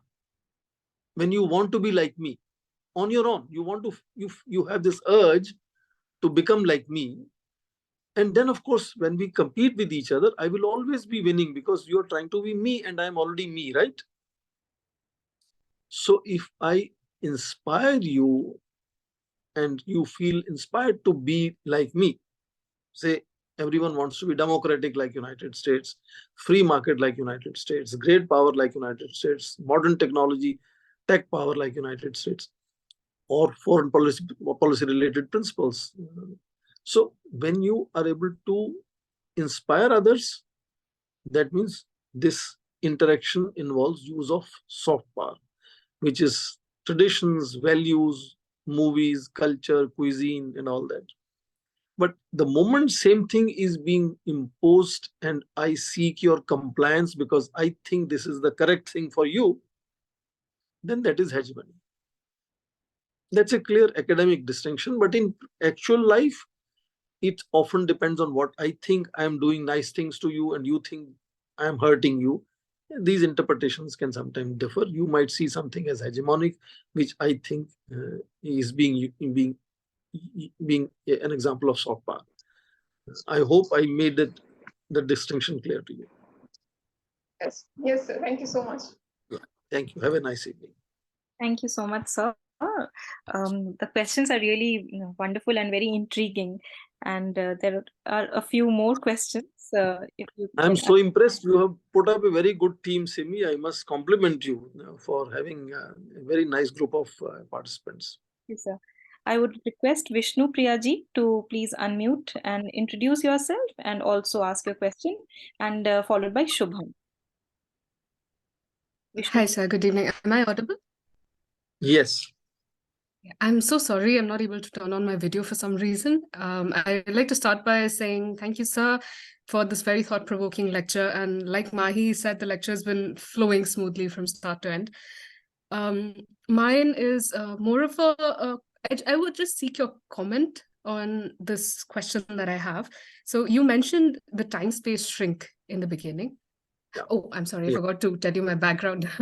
I just finished my master's in Peace and Conflict Studies from Tata Institute of Social Sciences. So I'm taking a short break to work on some soft skills at the moment. So yeah, back to the question. You mentioned the time-space shrink and how the world's becoming more intertwined. And it just got me to wonder how we are having to deal with problems like terrorism, forced migrations, and war, and so many issues that are threatening the very connectedness that we are feeling to our neighbors and other countries that India, for example, is aligned with. So there is also a rising urgency to deal with these problems. So how do you think that soft power or dialogue will be able to help a developing nation such as ourselves to hold on to our sovereignty for long in an environment as such? That's all, sir. Thank you. Thank you, Vishnu Priya. Shubham? I have two set of questions, sir. Just myself, I have been working in the skilling sector for Government of India, and I am a IIM Bangalore MGN Fellow, Mahatma Gandhi National Fellow for Ministry of Skill Development. So I have two set of questions, sir. One, does the stand taken by the Government of India at an international level and the soft power that we are trying to portray to the world gets affected because of the internal stand and a position that stand taken by the government is opposed by a certain, let's say, opposition party or a group of people that do not agree to the stand that has been taken. For example, it can be the stand taken by the Government of India in case of Israel and Hamas, Israel-Hamas-Palestine war. And the second question is, does the national security come into question when we are sharing our technology? Because our predecessors, when they were sharing technology, they used to share technology, as you previously said, when they were not using that particular technology and they were moving ahead of that technology. But what we are doing is we just for the sake of questioning, just trying to change the system and moving ahead with a soft power. Are we somehow questioning our own national security? Because let's assume UPI. UPI is something that is totally having a system, although it is very safe and has its own merits. But if it comes into wrong hands and the backend goes into a system that I am a computer science engineer by background, so I have that question in my mind: if does that affect the national security at any level and diplomacy in any level? Thank you, Shubham. I'm delighted that you chose to also join with all your experience in this interesting introductory course. You are aware in terms of how skill building has become such an important thing for Government of India. That means pace of life is exponentially changing, and we have to, for example, focus on increasing productivity, increasing conservation. Whole new kind of focus is constantly evolving. So the pace of change is very different now. So if we think of creating innovation and then, of course, harnessing profits from that innovation for next 20 years or 10 years or even 10 months, it's a very different time scale that we are talking of. So it's not like discovery of steam engine and that technology being transferred to others, and discovery of COVID or UPI and that technology being transferred. So first of all, the time scale in which technology will become redundant or will be replicated elsewhere is very different now. That's one. Second, how India wants to approach technology transfers is also inherently different. If you go back to India's high-tech program, International Technical and Economic Cooperation Program 1957 onwards, which is today called Developmental Partnerships, India always focused on skill building, which today has become very, very important areas, capacity building, skill building. India was right from day one focusing on capacity building and skill building. So what I'm underlining is two things. Time scale in which technology becomes, innovation becomes redundant is very different. So in terms of time, cost is not same as it was 100 years earlier, which set the mindset in Western nations. It is setting the mindset differently in Indian mindset. And second, the urge to redefine the narratives on technology transfers is not just now, it has always been there to think differently. So therefore, technology transfers are happening in that sense slightly differently than they were happening earlier.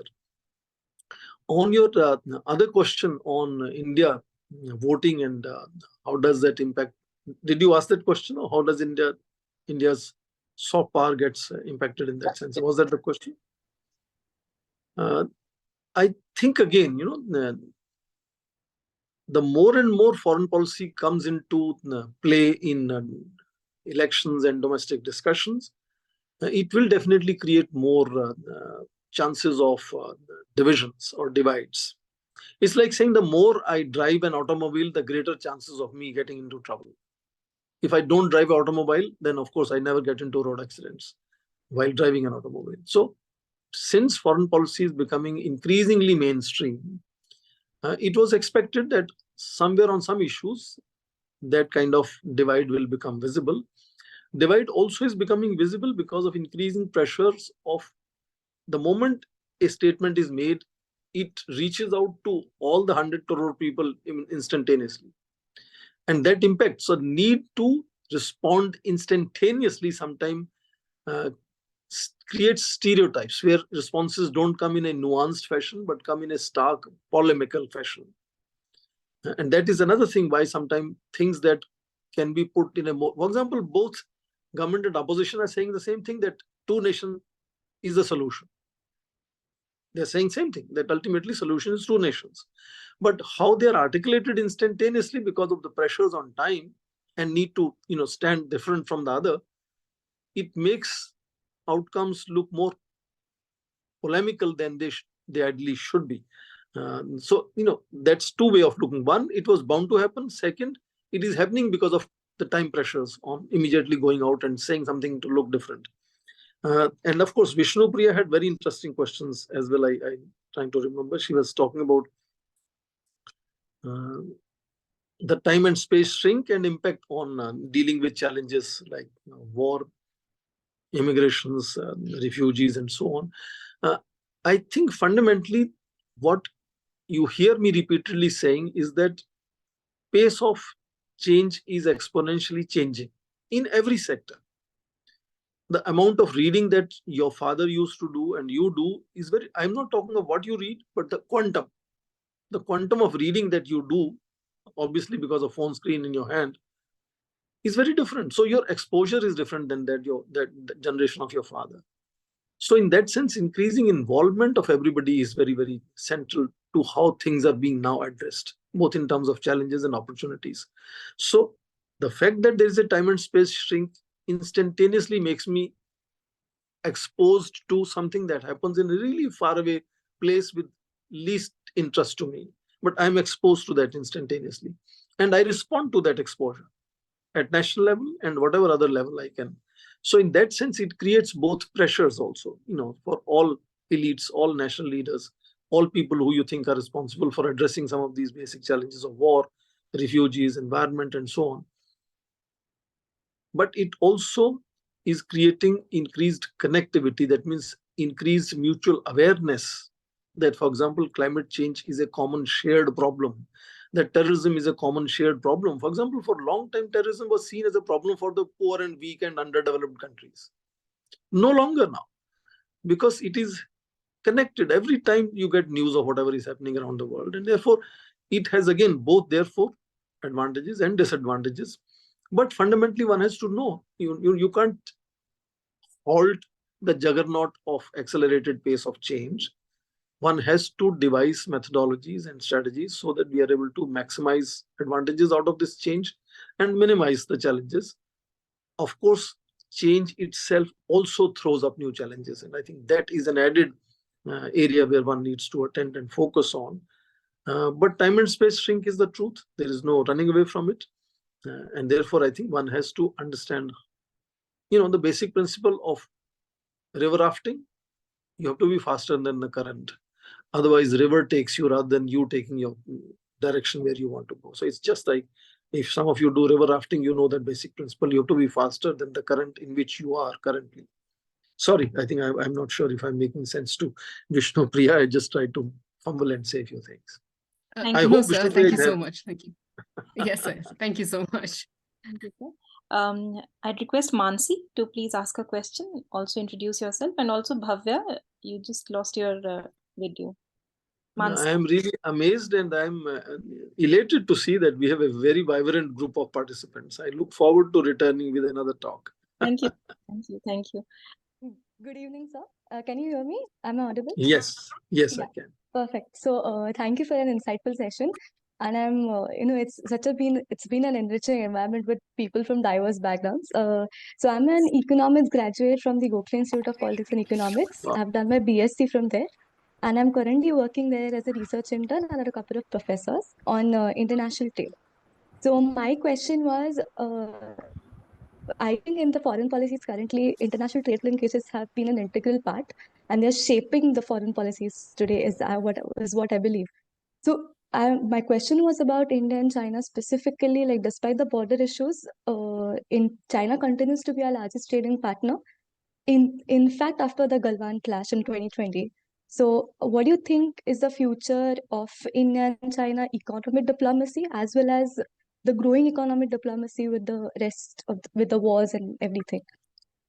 Thank you. Yeah, thank you. Bhavya?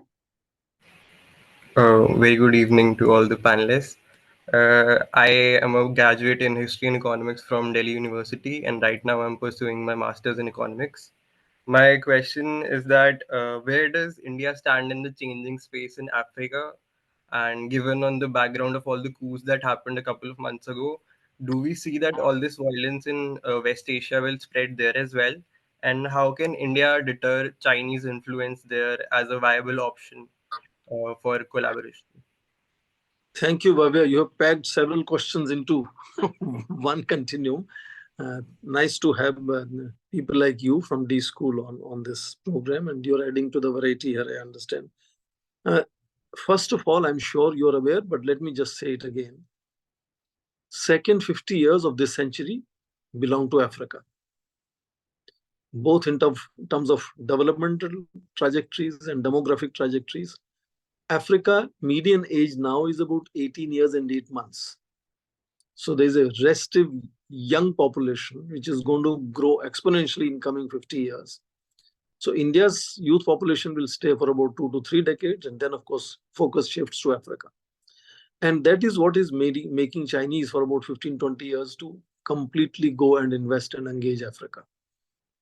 It's all over. I think at some stage, million plus Chinese workers were working on various projects in Africa.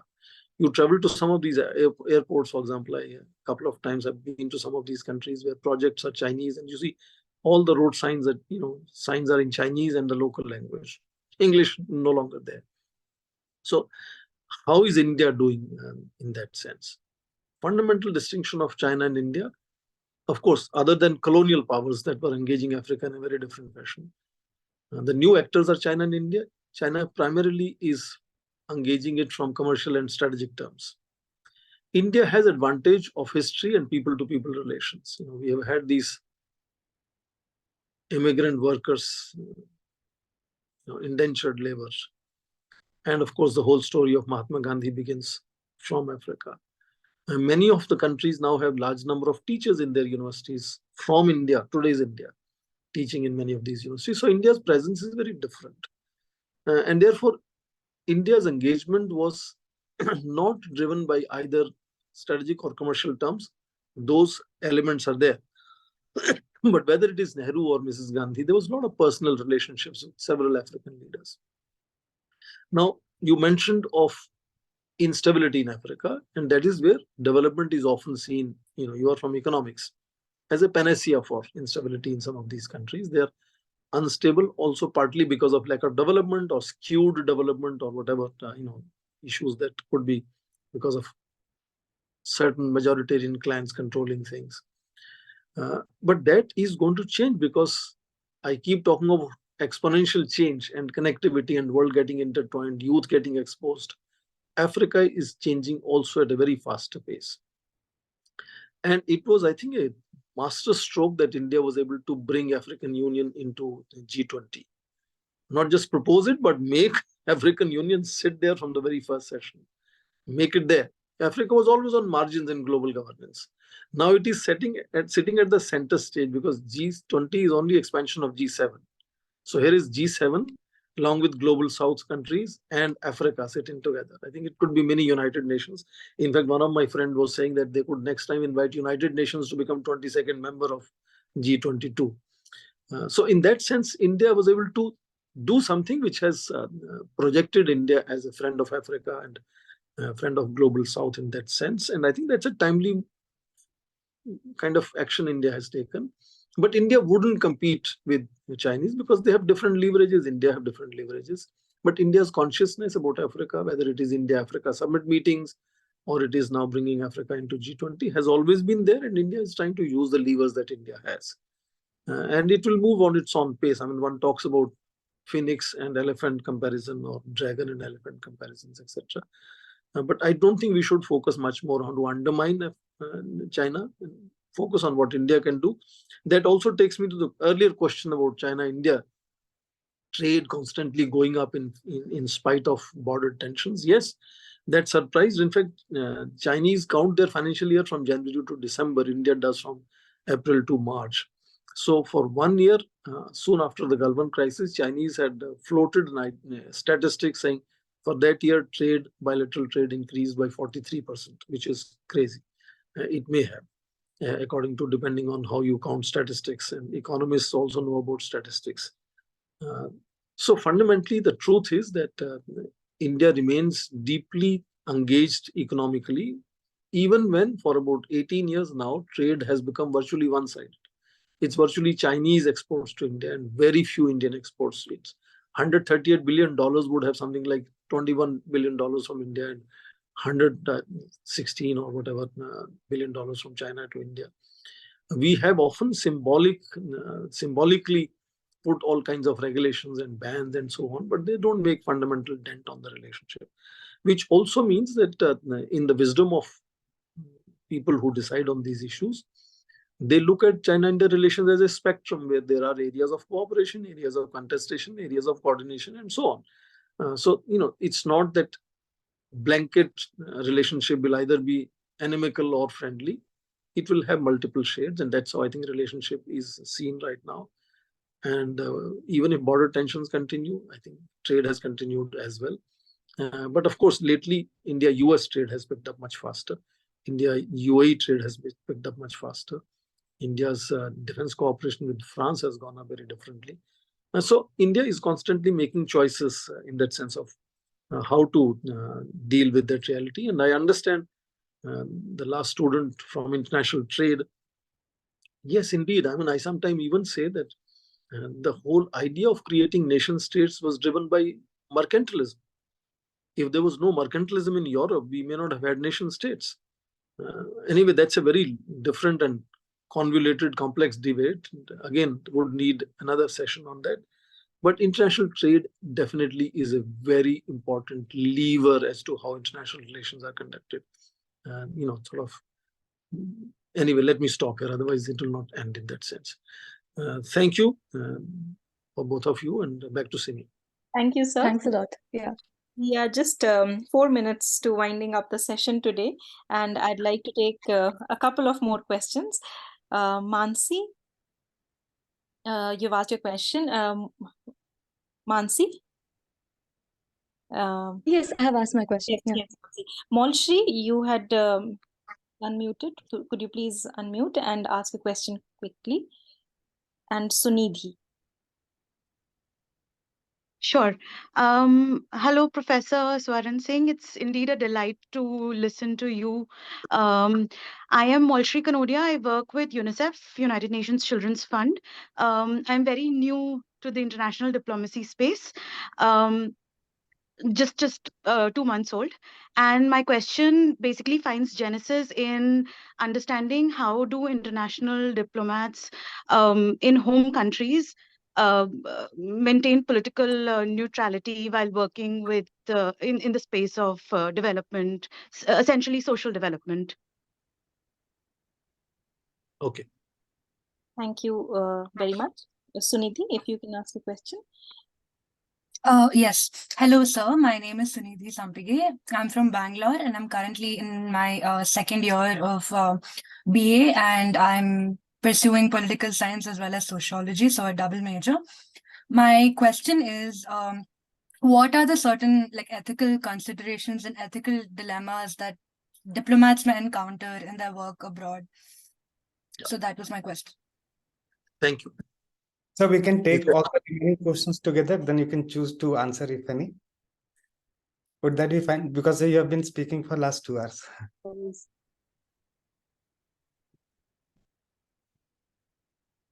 Sir, can you hear us?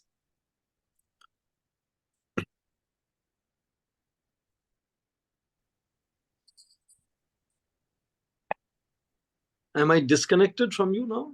You are now. Okay, okay, okay, good. So we can take last round of questions, then you can choose if you want to answer any. Right, right. Okay. So we can go next to Smriti ji, Karmanya ji, Mohammad Akram. Yes, Smriti ji, please go ahead. Yes, sir. Thank you for the opportunity to ask the questions from Professor Swaran Singh, sir. Myself, Smriti. I am serving as an assistant professor at Jagran Lake City University in the Department of Public Policy and International Affairs. We have been listening about the nation state concept from you, but given the state of affairs that is going on in the world regarding the wars and the atrocities that are happening on the human and with their rights, what and how can the international community address these conflicts for the human, those who are suffering there, because we are constantly seeing these distressing pictures continuously, given through the channel of diplomacy, if any solutions? Thank you. Azmat Thank ji. you, sir. Thank you, Smriti ji. Azmat ji or Karmanya ji, you want to go next? Nitin ji? Yes, sir. Good evening, sir. I'm Azmat Aluwalia and I'm currently pursuing BA LLB Honours from Punjab University, Chandigarh. So, sir, my question was that we had heard a statement by Dr. Jaishankar in which he had stated that China is a larger threat than Pakistan right now. So, sir, that threat is in relation to what aspect? Is it biowarfare, military, technological? And what other realms come under this threat? Okay, thank you. Nitin ji also has a similar question. Nitin ji, would you like to ask? Am I audible? Yes. Yes. Hello, sir. Thank you very much, IMPRI team, for this beautiful platform to have a interaction related to diplomacy and foreign policy. Sir, it was a very wonderful and informative session. My quick question was, sir, yes, Jaishankar sir once said that greatest diplomats in the world are Lord Hanumanji and Krishnaji. Sir, what's your take on that? And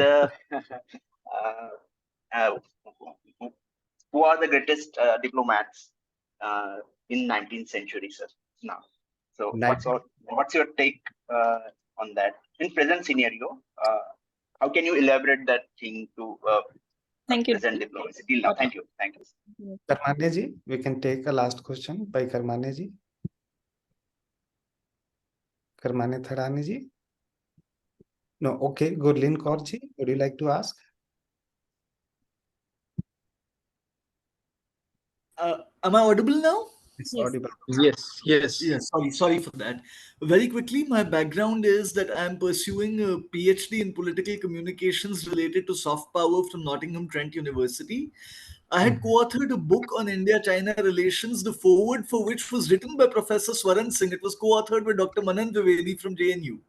So lovely connecting with Professor Swaran Singh this way for the first time.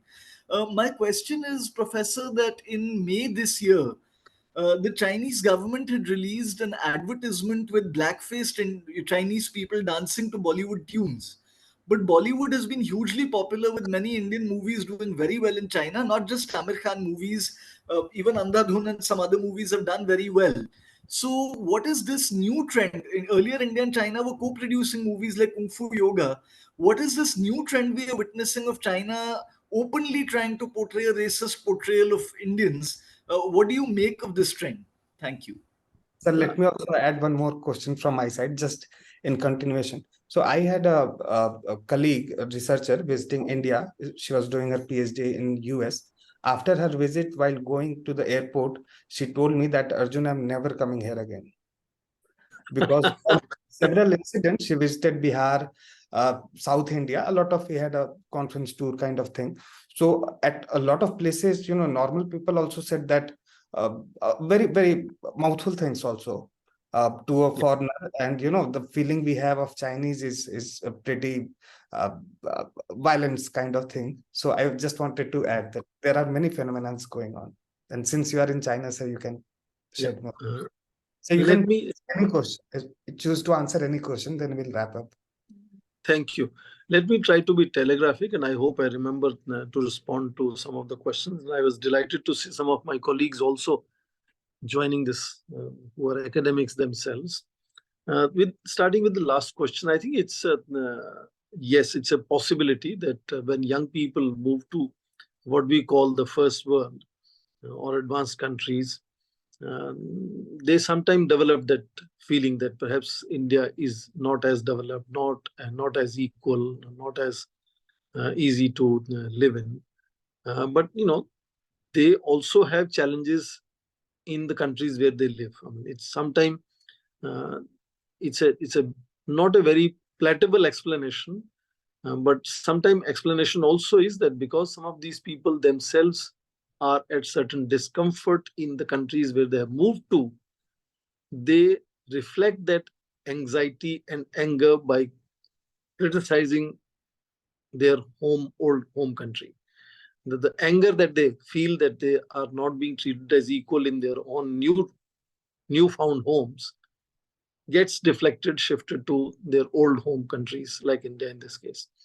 And I may be an extreme minority, but I think I will vouch that there are people who would live abroad and then after some time think that they belong to India instead.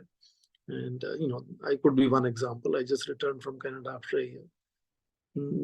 We all have very subjective understandings of what we are looking at, and sometimes these are momentary conversations. They may not mean much. I mean, there might be something happens, you see people reacting at that moment. I would only suggest talk to that friend once again after several weeks have passed that conversation and see whether that friend still has the same opinion, or maybe it has changed over a period of time. But it's very difficult for me to respond to a very specific conversation you and your friend had, because I hardly know you and I know absolutely nothing about your friend.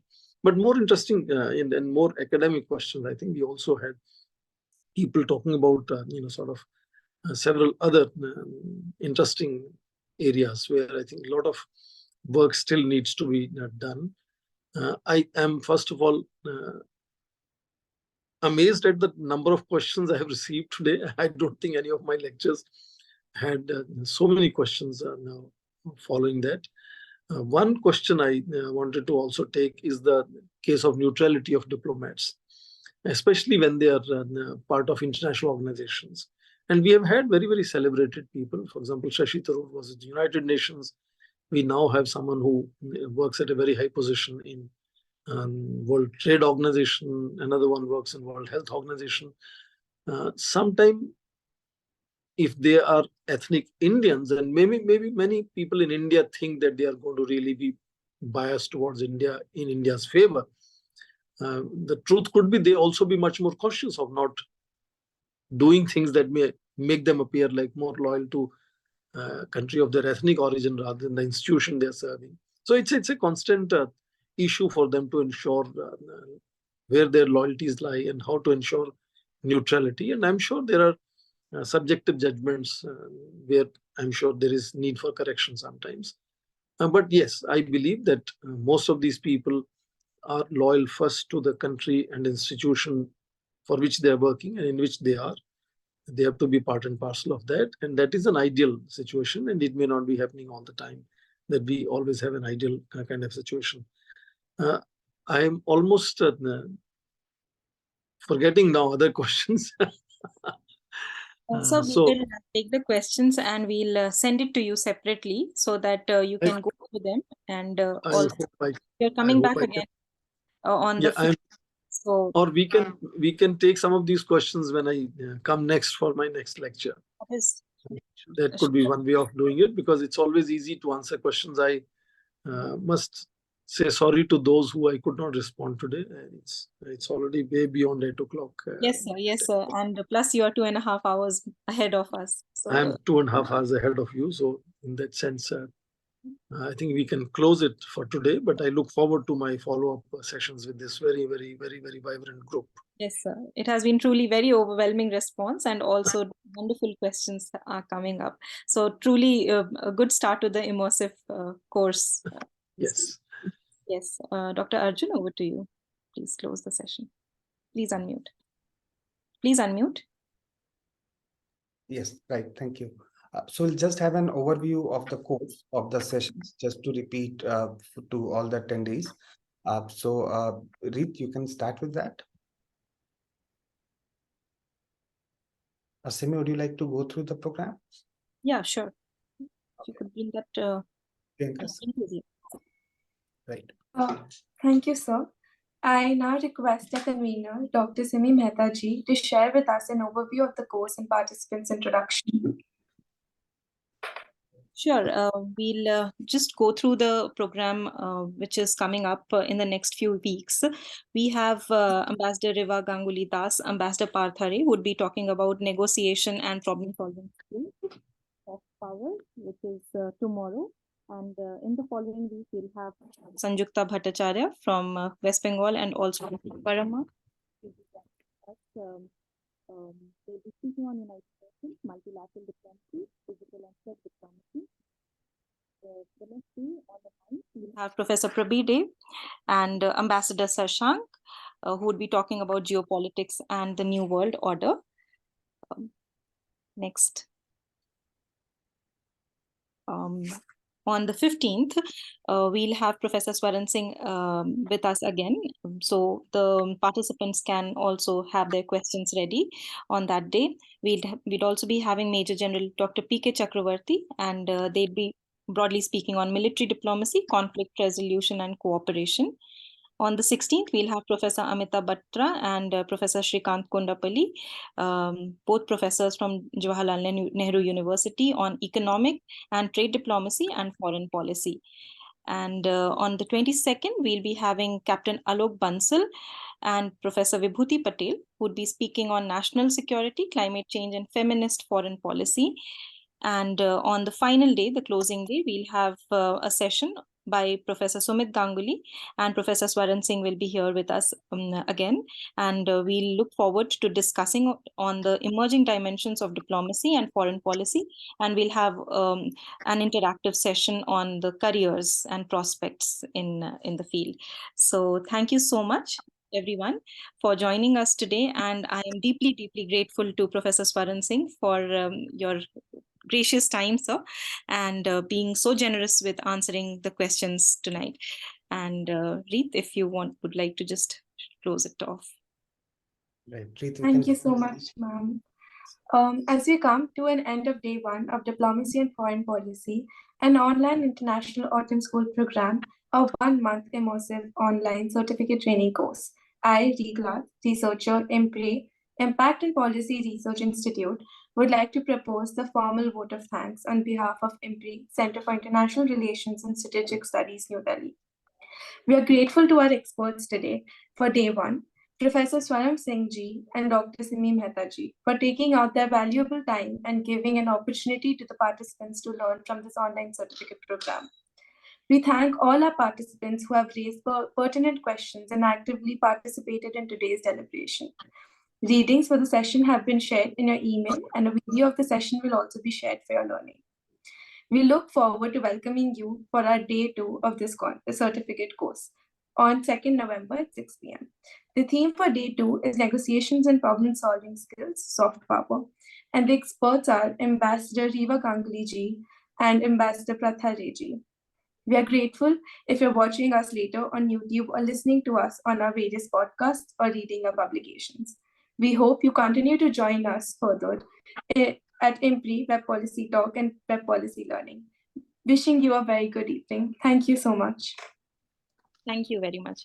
Thank you, Professor. Thank you. Good night. Good night to everyone, and see you next time. Good night. Thank you. Thank you.